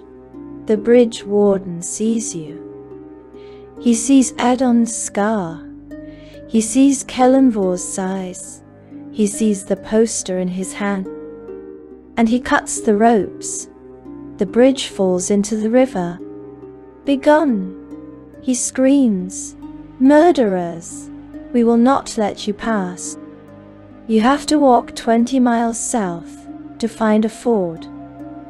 This is your life. Hunted, hated. And you find another one. A murder site. A farm, like the others. The blood, the artistry, Bhaal. But this time, it is fresher, and nailed to the barn door is a perfectly drawn charcoal sketch of you, midnight, holding your amulet. You stare, horrified. Kelemvor tears it down. Cyric, he spits. No, Bhaal. He is confused. They are blurring. Is Bhaal framing you? Is Cyric framing you? Is there a difference? It is Bhaal, Mystra wheezes. the real one, his avatar. He is not a god of planning. He is a god of killing. He is enjoying this, and Cyric is enjoying watching him work. He looks at the dead farmer, posed like a scarecrow. But they are both going the same way, west, to Waterdeep. Myrkul is calling them. Something is calling them, all of them. The tablet, Bane is gone, but the other two of the dead three are converging. Bhaal, Myrkul, the Reaper, and Cyric, the Thief, all on a collision course, and you are walking right into the middle of it. Weeks pass. You are gaunt, you are filthy, you are hardened. You smell it first. Before you see it, salt, the clean, cold salt of the Sword Coast. You climb the last hill, and there it is. Waterdeep, the city of splendors. Niage, but it is not splendid. A pall hangs over it, a grey, sickly fog. In the middle of the day, it is not smoke. It is a coldness, a dread. It is the smell of a graveyard. You look at the city, and you see it. The walls are manned, but not by city guards. By things, skeletons, zombies, shadows, the walking dead. Myrkul is not coming to Waterdeep. He is already here. He has taken it. And Mystra points, with a trembling finger, to the tallest spire in the city, the one that seems to be the source of the fog. Blackstaff Tower, Nishan. Iri, Mechanitansen, Diad Sea. He is there, Mystra whispers. And he has the tablet. He is using it. He is turning the city into his own private hell. You have arrived at the gates of the Lord of the Dead. The air. It is not air. It is a shroud. It is cold. It clings to your skin. It fills your lungs with the smell of dust, ancient, dry dust, and old bones, and something worse, fear, a cold, metallic taste. You stand before the gates of Waterdeep. They are closed, barred, and on the walls, the dead skeletons, in the armor of the city watch, their skulls turning, slowly. Empty sockets staring at nothing. Zombies, bloated, grey, groaning softly, mindlessly. Under Kiritu, Inshan Sujeta Sao, Bhaal, Indu. An army, a waiting army. He has them all, Caitlin whispers. She is clutching your robe. Every person who died here is his now. Kelemvor grips his sword. His face is a mask of disgust. He hates the undead. It is an unnatural mockery. Adon shifts. The tablet on his back is a crushing weight, but he stands tall. His face is set. This is his new duty, to walk into hell. Mystra coughs. He leans on you. We cannot fight a city of the dead, child, he wheezes. Myrkul is a coward. He hides behind his corpses. We must be cowards too. He leads you away from the gate, down, along the massive city wall, into the ditch where refuse flows. He stops at a shadow, a great iron grate, rusted, sealed. It is a sewer outflow. Blackstaff Tower is in the center of the city. Mystra pants. He is so weak we must go under. Kelemvor does not speak. He hands you his sword. He puts his shoulders to the wall. He grabs the bars. His muscles strain. Veins stand out on his neck. The curse, the beast inside him. It is a strength and a torment. It is a strength and a torment. With a groan not entirely his own, he rips the grate from the stone. It crashes down, the sound is deafening. You freeze. You look up at the wall. The skeletons turn, their heads snap, looking down at you. A horn blows, a thin, dry sound, like wind through a skull. In, Elminster shrieks. Now! Quickly! He tumbles into the darkness. Caitlin scrambles after him. Adon lowers himself in, carefully guarding the tablet. You jump in. Kelemvor is last. He pulls the grate back. He props it up to look like it is closed. And then you are in it. The dark. The smell is unbearable. Filth and rot. And the cold of the grave. Drip, drip, drip. The only sound, water, somewhere. You clutch your amulet. It is ice. It hates this place, this absence of life. You make a light, your tiny blue light. It is weak. The darkness seems to drink it. You are in a tunnel, vast, made of stone. A river of filth runs down the center. You are walking on a narrow ledge. He is above us, Kelemvor whispers. His voice is too loud. It echoes. He is everywhere, Elminster coughs. His fog is his power. His eyes. Do not breathe it deep. It is despair.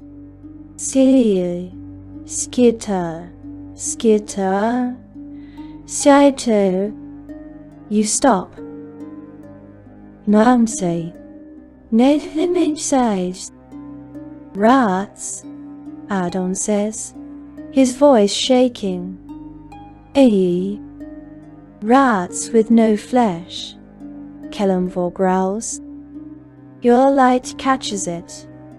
A skeletal rat, its eyes red pinpricks. It is watching you. It hisses and darts away into a crack to warn its master. We must hurry, Elminster says. Blackstaff Tower is our only hope. Myrkul will be there. And you realize, this city, this darkness, this filth, it is a thief's paradise. You are not just walking into Myrkul's trap, you are walking into Cyric's home. He is not behind you. Not anymore. He is down here with you. Somewhere. In the darkness, waiting, watching, smiling. And he is not the only one. You pass a side tunnel, and you smell it. Not decay, fresh blood. A body, a city guard, slumped. His throat cut in that terrible, artistic way. Bhaal is here too. He is not waiting. He is hunting. Myrkul above, Bhaal in the alleys, Cyric in the shadows, the dead three, reunited. And you are the prize. The drip, drip, drip. Here, it is the only sound. It echoes too loud. You are in a tomb, a filthy, wet tomb. Your lights, your tiny blue Mystran spark. It is a lie. It does not push back the dark. It just shows you how much darkness there is. It gleams wetly on the curved stone walls, on the slime. Kelemvor is in front. His great sword is a shadow. He walks with one hand on the wall, guiding himself. Elminster is holding on to your robe. He is shuffling, coughing. The map's in my mind, he wheezes. This way, I think. The sewers of Waterdeep are a maze, even without a god of death infesting them. Adon is behind you. You hear him. His breathing. A rasping, heavy sound. From the weight of the tablet, from the weight of his new faith. Screech. You all freeze. Kelemvor's sword is up. It was Adon. His foot slipped. The stone of the tablet scraped against the wall. Fool. Kelemvor hisses. Nihil. I am sorry. Adon pants. Ashamed. Quiet, Elminster gasps. Listen, Ilso. You listen. Drip, drip. And something else. A soft sloshing, a wet groan. The water, Kelemvor whispers. You shine your light. Down, off the ledge. Into the black, filthy river of sewage. It is choked, not with refuse, with bodies zombies floating, face down. Their backs bloated, grey. And as your light touches them, one of them turns, slowly. Its face is gone, pudding, but it is looking at you. A hand, a bony, rotting hand, reaches up from the filth, grasping slowly. It cannot reach the ledge. Caitlin sobs. She presses her face into her hands. Do not touch the water, Elminster whispers. His power is in it. It is a liquid grave. Walk, faster. You walk. The groans follow you. A wet chorus. The floating dead turning to watch you pass. Click, click, click, click. On, Indicil. Hanu. The sound is from above. Dry, sharp. You look up. Your light catches it. Eyes. Dozens of pairs of tiny, red eyes. In the ceiling, in the cracks, skeletal rats, skeletal spiders, things made of bone and spite. They are not attacking, they are watching, following. Click, click, click. He knows we are here, Adon breathes, his voice shaking. He has known since we opened the grate, Kelemvor growls. He is playing, he is letting us come. You walk faster. The tunnel opens. A junction. 4 ways. Which way? You ask Elminster. The old man is swaying. I do not know, he gasps. The fog, his fog. It is in my mind. It is clouding my memory. You are lost. Wait. Kelemvor. He is looking down. At the ground. At a new body. Not a zombie. Not a skeleton. A man. Dressed in dark leather. His throat cut. Baal's mop. But he is not posed. He was dragged. Kelemvor points, with his sword, down one of the tunnels. A trail. A smear of fresh blood. Someone else is down here. Hunting, and leaving a trail. Is it Bhaal? Or Cyric? Are they hunting each other? Is it a trap? Adon asks. It is a path, Kelemvor says. It is the only one we have. Whoever did this is moving with purpose, towards the center of the city. towards the tower. He does not wait. He follows the blood. You follow him. You are following a trail of murder to find a god of death.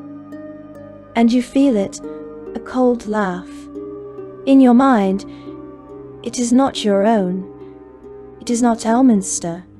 It is the whisper of a black sword, somewhere in the dark, ahead of you. Cyric is clearing the path. He is letting you follow. He is guiding you. He wants you to get to Myrkul. He is using you as a key. You walk on. The clicking of the bone spiders fades. The groans of the zombies are distant.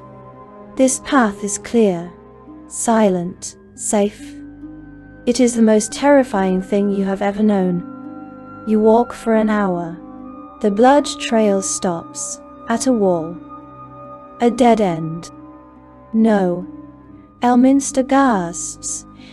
He tricked us, Kelemvor pushes at the stones. Nothing. Adon slumps, defeated. But you see it.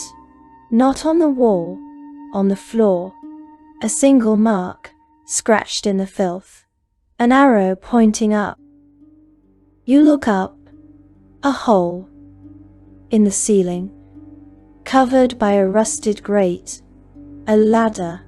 Going up. Cyric left you a sign. Indua. And towers. No. This is it. Elminster breathes. He points up.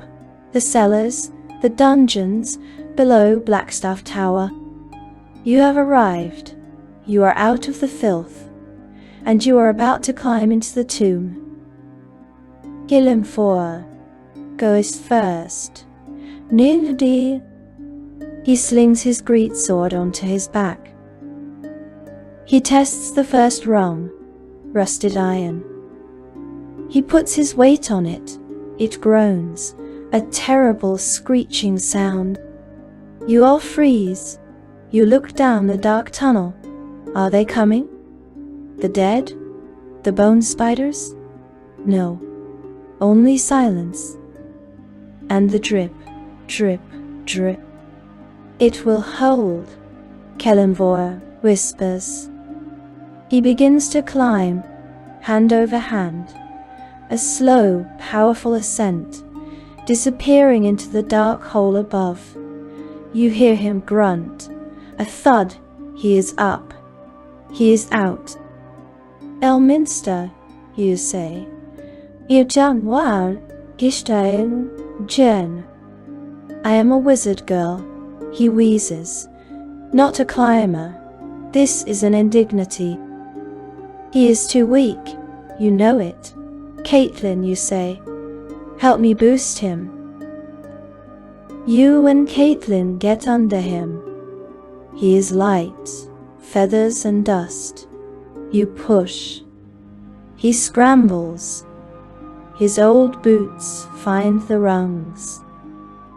He climbs, slowly, painfully, coughing, coughing. You hear Kelemvor's voice, muffled. Got him, the sound of Kelemvor pulling him bodily out of the hole. You next, my lady, Caitlin says. Now? No, you. I cannot leave you. Go. You snap. A hiss. Your nerves are shredded. Ah. She flinches and climbs, quickly, like a spider. She is gone. It is you and Adon, in the dark, in the filth. He is staring down the tunnel, his hand on his sword. Adon, you say, gently, wow. He turns. His one good eye is filled with a cold light. Torm's light. This place, he whispers. This is the ultimate vanity, the god of death. He cannot even let things rest. He must keep them, like broken toys. He looks at the ladder. He looks at the tablet on his back. I cannot climb with this, he says. It will catch. Kelemvor's voice echoes down. Untie it. I have a rope. A rope, thin and dark, uncoils from the darkness. You help Adon. His hands are shaking. You unstrap the heavy stone tablet. You touch it. Ice, cold, dead, order. It sucks the warmth from your fingers. It feels like a tombstone. It feels like a tombstone. You tie the rope around it. Haul, Adon calls. The tablet scrapes against the stone wall and is gone, up into the dark. Adon, go, Gandanon. Ish see you. He climbs. He is stronger now. The duty has given him muscle. He is gone. Now you put your hands on the rusted rungs. They are slick with filth. You climb. You do not look down at the groping dead in the water. Hand over hand. The amulet is a cold lump on your chest. A hand grabs you. A huge, gauntleted hand. Kelemvor. He lifts you out of the sewer. Like you are a child. You tumble onto cold stone. You tumble onto cold stone. You are out. You are in a room. Vast and dark. The air is not wet. It is dry and cold and still. This is the cellar of Blackstaff Tower. It is a crypt. Stone sarcophagi line the walls. Ancient, dusty, the tombs of wizards long dead. Mystra is leaning against one, catching his breath. Adon is strapping the tablet to his back. Kelemvor is staring into the room, his sword in his hand. He is not here, Kelemvor whispers. He's everywhere. Mystra counters. He points in the center of the crypt. There is an altar of black, chilled stone, and on it, resting casually like a book, the other one, the second tablet of fate. It is glowing, a sickly grey light, a dead light. You stare. It is a trap, you breathe. Of course it is a trap. Mystra snaps. He is a god of death. He is not subtle. What do we do? Adon asks. We take it, Kelemvor growls. It's why we are here. He steps forward. No. No, Mystra cries. He is waiting. He wants you to touch it. As Kelemvor's boot hits the floor, the air changes, the grey fog.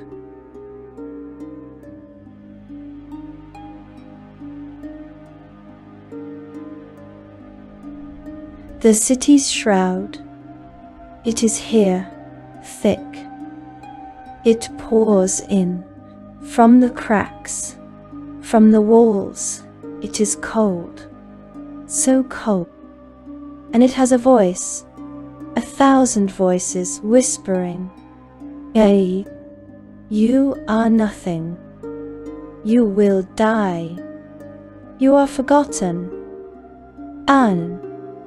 It is cold and dark and alone. Despair, poor distilled despair. Ow!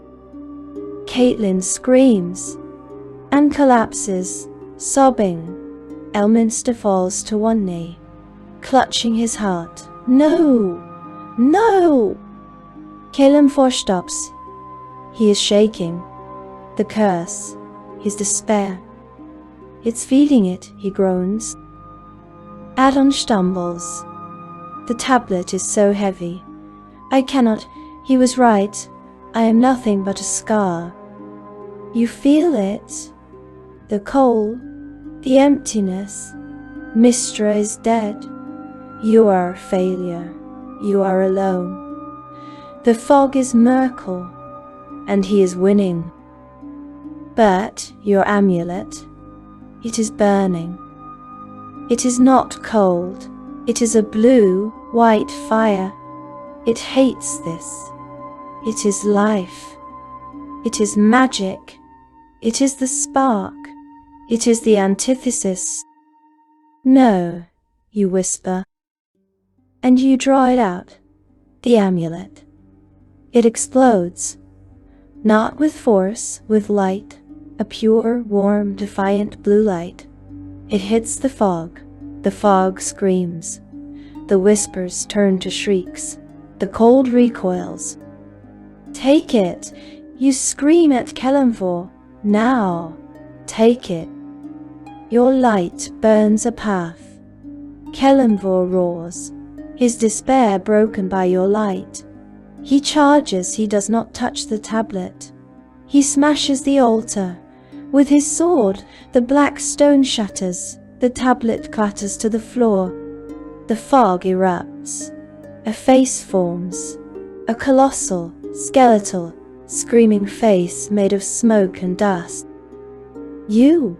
It howls. A sound of 1,000,000 graves. Up! Elminster screams. He is on his feet. He is pointing, not at the door, at a staircase, leading up, into the tower. He let us in. We must go up, into the sky. He is a god of the earth. The tomb, we must get above him. Adon grabs the fallen tablet. He shouts in pain as the coal burns him. He shoves it into his sling. With the other one, he has both. Kelemvor grabs you. He grabs Elminster. He hauls you towards the stairs. The skeletal face of Myrkul roars in fury. It cannot touch your light, but it is following. You run. Up, out of the crypt, into the tower, and somewhere in the shadows you left behind, a new shadow detaches itself. Cyric, he smiles. He waited for you to do the work. He lets you run. He begins to follow, at his own pace. The race to the roof has begun. Up. Up. You are running up. The stairs are stone, worn in the middle by 1,000 years of wizards' feet, but now they are coated in a thin layer of rime, grey frost. It is treacherous. Kelemvor is in the lead. He is not running. He is climbing. A controlled, brutal ascent. He pulls Elminster with him, like a rag doll. Adon is behind you, and he is sobbing, not in fear, in agony. It burns. He gasps. The tablets, he has both of them, on his back. One is cold order, the other is pure death, and they are touching. The dead power of Myrkul's tablet is seeping into him, freezing his skin, slowing his heart. And Myrkul's fog is coming. It is not a fog, it is a liquid. A thick grey tide of despair, rolling up the stairs after you. You can see faces in it, skeletal faces, grasping hands. You are mine, the whispers hiss. You are already dead. Your amulet, you hold it out. Behind you, the blue light is a shield. The fog hits it and recoils, sizzling. Like water on a forge, it is slowing him, but it is not stopping him. And it is draining you. Your arm is shaking. The light is flickering. Endo. Adslitzyao Tosana Terabi. Ajdal Spear. You burst through a door, into a room, a library, but the books are not on the shelves. They are swirling in a cyclone of paper and dust. And in the center of the room, a thing, a golem made of books, its pages flapping like 1,000 tongues. Its eyes are 2 burning runes, a tower guardian, corrupted by Myrkul's power. It roars, a sound of tearing parchment. Illy. Kelemvor shoves you behind him. Go, find the next stairs. Go. He charges. His greatsword sings. He smashes into it. Books explode. You run. Adon pulls Mystra. You find the stairs. You hear Kelemvor roaring and a crash. He stumbles out after you. His armor is dented, covered in ink. It won't hold it long, he pants. Up. Again. Another floor. A laboratory. Beakers and vials are shattering, spilling potions that freeze the air or turn to choking gas. Skeletons in wizards' robes are here. They point their bony fingers. Bolts of black ice shoot out. You raise your amulet, a shield of blue light. The bolts shatter against it. Keep moving! Mystra shrieks. Kelemvor smashes through them. Bones fly. Up, up. Your legs are burning. Your lungs are on fire. The fog is gaining. The whispers are in your mind. Why bother? Midnight. You are just a failure like your goddess. Kelemvor, your curse is all you are. Let it in. Adon, you are weak. The tablets are so heavy. Just lie down. Torm is dead. He cannot see you fail. No. Adon grunts. He is on his knees. The weight is too much. Kelemvor stops. He turns. The fog is surging, 10 feet below. Get up, boy, Kelemvor roars. I can't, Adon cries. Kelemvor runs back. He grabs Adon. He does not help him. He punches him, a full gauntleted fist to the jaw. Adon collapses unconscious. The fog surges. Kelemvor ignores it. He rips the sling from Adon's body. He slings the 2 tablets onto his own back. He groans. The cold hits him. He grabs Adon's unconscious body, throws it over his shoulder. He is carrying a man, and the weight of the cosmos, and he runs. Up. Past you. Past Mystra. He is a roaring bull of pure will. You see it, the last door, a circle of light, the roof. Kelemvor smashes through it. He tumbles out onto the rooftop, gasping. He drops Adon. He tears the tablets off his back. Frost covers his armor. You stumble out after him. You drag Mystra. Caitlin crawls. You are on the roof of Blackstaff Tower. The wind is screaming. You are above the fog. The city is a grey carpet of despair below you. You are safe. You are in the sky. We made it, you gasp. Did you? The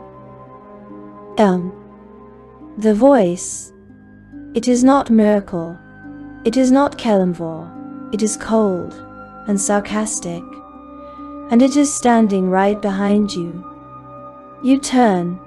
He is leaning, casually, against a chimney. Cyric. He is not panting. He is not sweaty. He is not frost-covered. He took a different way, A thief's way he climbed the outside. He was waiting for you. He draws the black sword. God's Bane. It sings in the wind. He smiles. Thank you, he says. He gestures with the sword at the 2 tablets lying on the stone. You brought them both to me. How very, very helpful. A groan from the stairwell. The grey fog of Myrkul is pouring out. The skeletal face is forming. You are on a roof, the size of a room. Myrkul at your back, Cyric at your front, and they are both looking at the tablets. You are trapped. The roof. The wind screams. It is the only thing that is truly alive up here. Behind you, the stairwell, a gaping black mouth, and it is choking, vomiting up the grey fog of Myrkul. The fog congeals. It rises, it takes a shape. A colossal, skeletal figure. Its bones made of swirling dust and the whispering faces of the damned. Its eyes are 2 black holes that drink the light. Mine. It hisses, a sound like 1,000 dying breaths.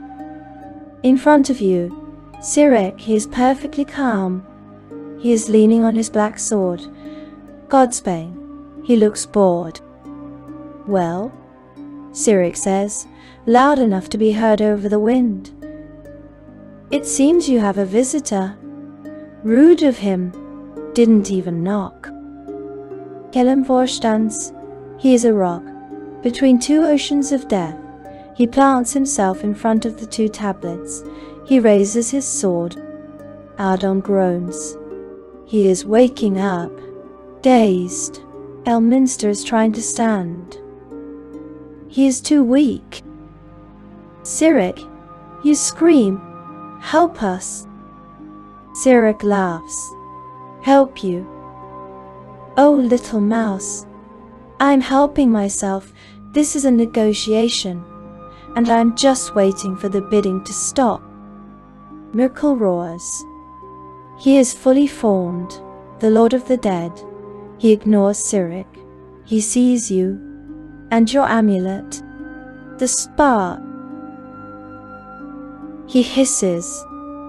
The arrogant light. You will be the first I snuff out. He lashes out. A hand made of fog and tombstones. It reaches for you. It is a touch of absolute cold, a touch that stops the heart. Kelemvor leaps. He smashes his sword through it. The fog parts. His blade is covered in frost. The curse in him howls, pain. But this your fight.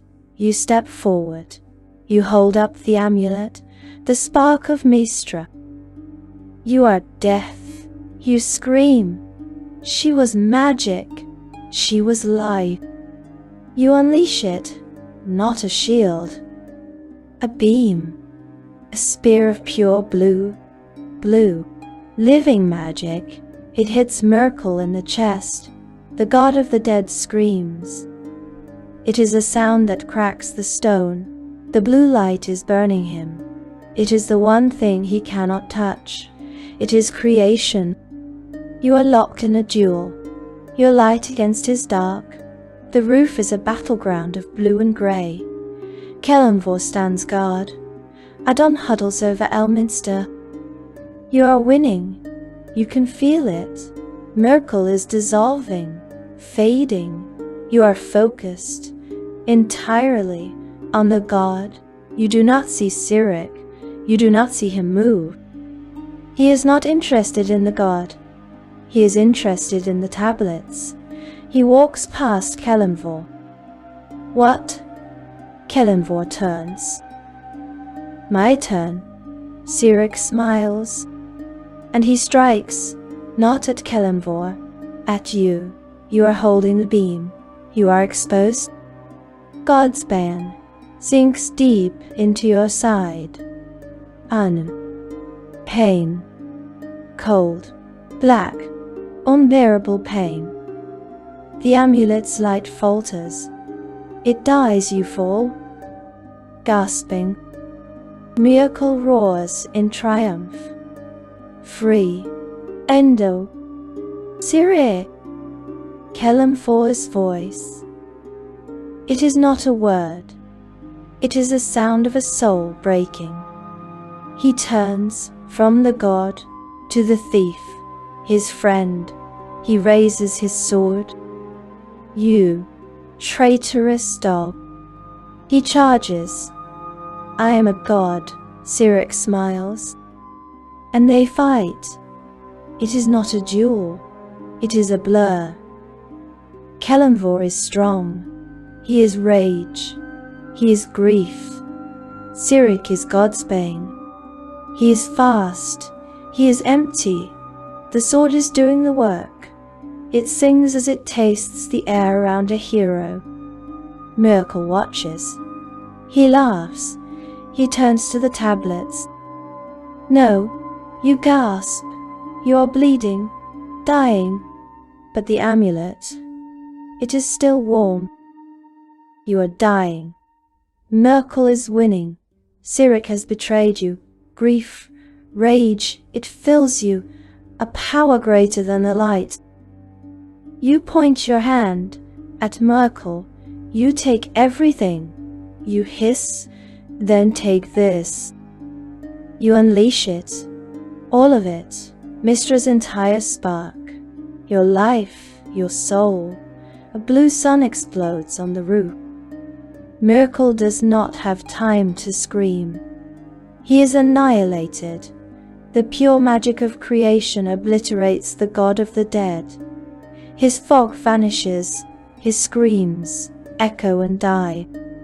But something is left, a shadow, a tiny fragment of his power. It flees.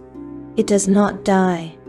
It finds a vessel, a dark, twisted circlet of bone that clatters to the roof, the crown of horns. He is gone, but he is not destroyed. But he is not destroyed. Klang. Hände. A sound, quiet, terrible. You turn. Your vision is dimming. The blue sun is gone. You are empty. Cyric is standing there, panting. His sword is dripping. Kelemvor is on his knees. He looks at you, confused. He looks down. The black sword, God's Bane, is plunged through his chest. From behind, Cyric had moved faster. He had struck the final blow. Kel, you breathe. Nah. He falls, face first. His greatsword clatters beside him, dead. Silence. Mystra is weeping. Caitlin is paralyzed. Adon is staring, broken. Cyric turns. He wipes his sword. A shame, he says. He sounds genuinely sad. He was the only one I almost liked. He walks over to the 2 tablets of fate. He kneels. He picks them up. One in each hand, he holds the power of the cosmos. He stands up.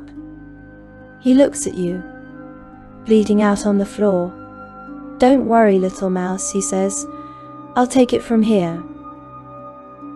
He turns, not to the stairs, but to the edge of the roof. The sky above Waterdeep is shimmering. A glowing, ethereal bridge of light is forming, leading up into the heavens. The celestial stairway, Mount Waterdeep. It seems, Cyric says, to his sword, I have an appointment with management. He steps onto the air, onto the light, and he begins to climb. He climb. It is not climbing. There are no stairs, not really. The light is the path. You are walking up a sunbeam, a bridge made of concept. With every step you take, midnight, a piece of you burns away. the memory of your tower in Arabelle. It fades. It is not important. The fear you felt in Spiderhaunt, it is gone, replaced by a cool, vast understanding of the weave.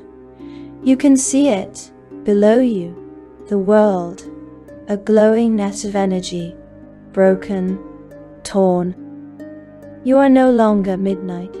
You are becoming Mystra. No, not Mystra. You are becoming the mistress of magic. Your wound is gone. Your blood is gone. You are light. Beside you, Adon. He is not light. He is stone. He is climbing. Each step is an effort, a duty, a choice. He is not becoming a god. He is becoming a saint. His scar is not fading. It is glowing, a mark of his sacrifice. His faith, not in Torm, a mark of his sacrifice. His faith, but in Torm's duty. Ins, energy, Bhaal, T. You reach the top. It is not a place. It is a platform made of crystal or glass or nothing, floating in a sea of stars. Cyric is there. He is not winded. He is waiting. Tapping his boot, he has the tablets, one tucked under each arm, like he is carrying loaves of bread. He turns. He smiles. Took you long enough, he says. I was getting bored. And behind him, a figure, not a colossus, not a skeleton, not a light, just a man, or a woman, you cannot tell. It is neither. It is dressed in simple grey robes. Its face is a blur, a suggestion. But the power, oh the power, it is not power. It is a concept of, is the center of reality. It is not looking at you. It is not looking at Cyric. It is just watching. This is Ao, the overgod. Cyric. Adon's voice, a roar. It echoes in the star space. You murderer, you traitor, you will answer for Kelemvor. Cyric scoffs. He doesn't even look at Adon. He turns past you. He walks to Ao. He bows, a low, mocking flourish. He holds out the tablets. Lord Ao. Cyric's voice is oily. Sincere, I have brought your property. He points, with God's Bane, at you and at Adon, and I have brought the true problems. Adon is speechless, stunned. Ao. Look at them, Cyric says. His voice is reasonable, a lawyer's voice.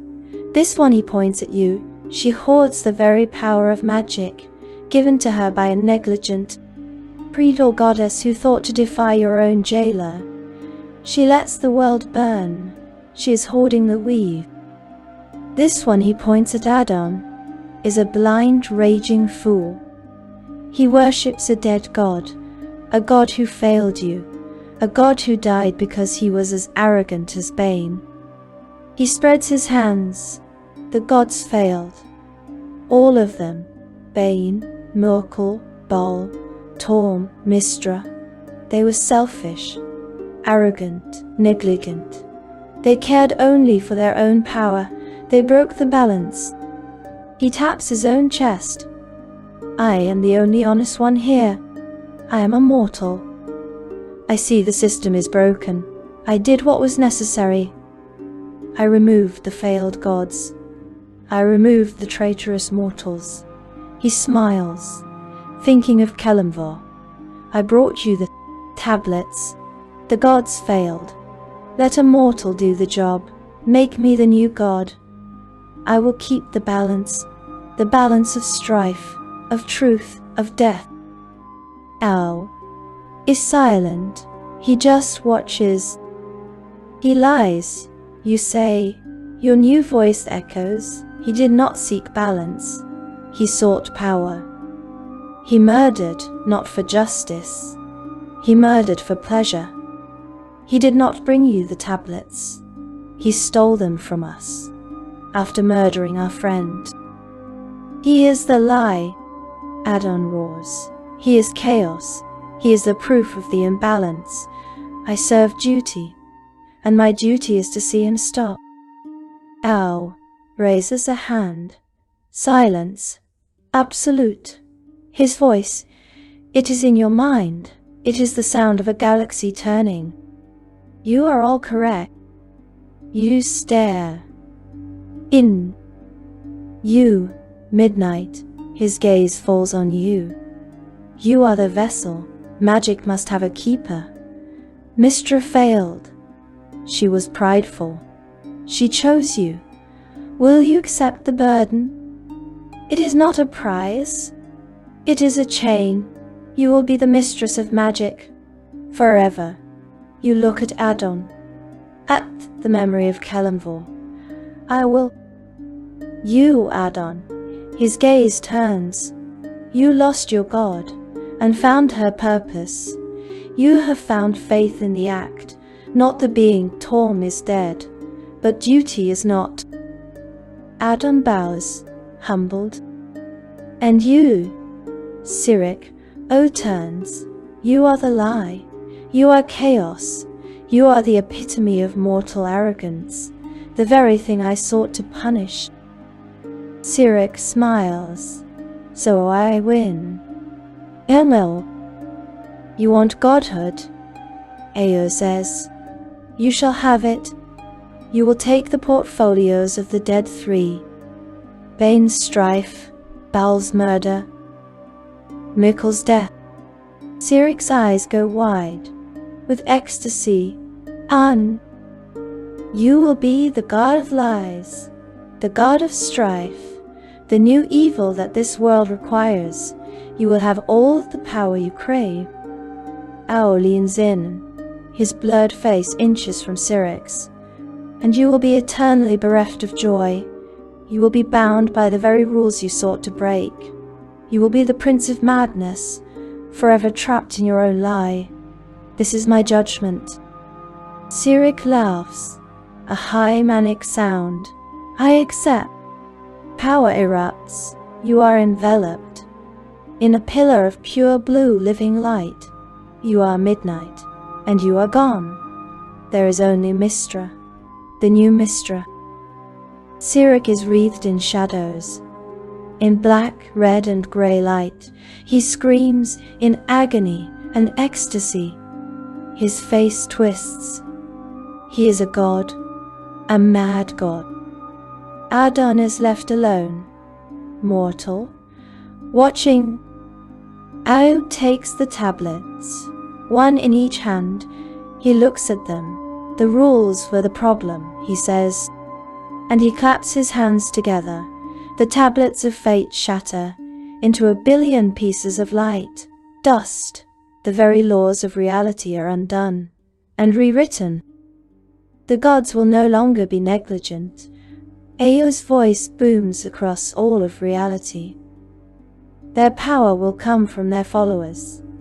They will answer to them, or they will fade. The time of troubles is over. The ascension is complete. The light fades. Adon is on his knees, panting. He is no longer on the crystal platform.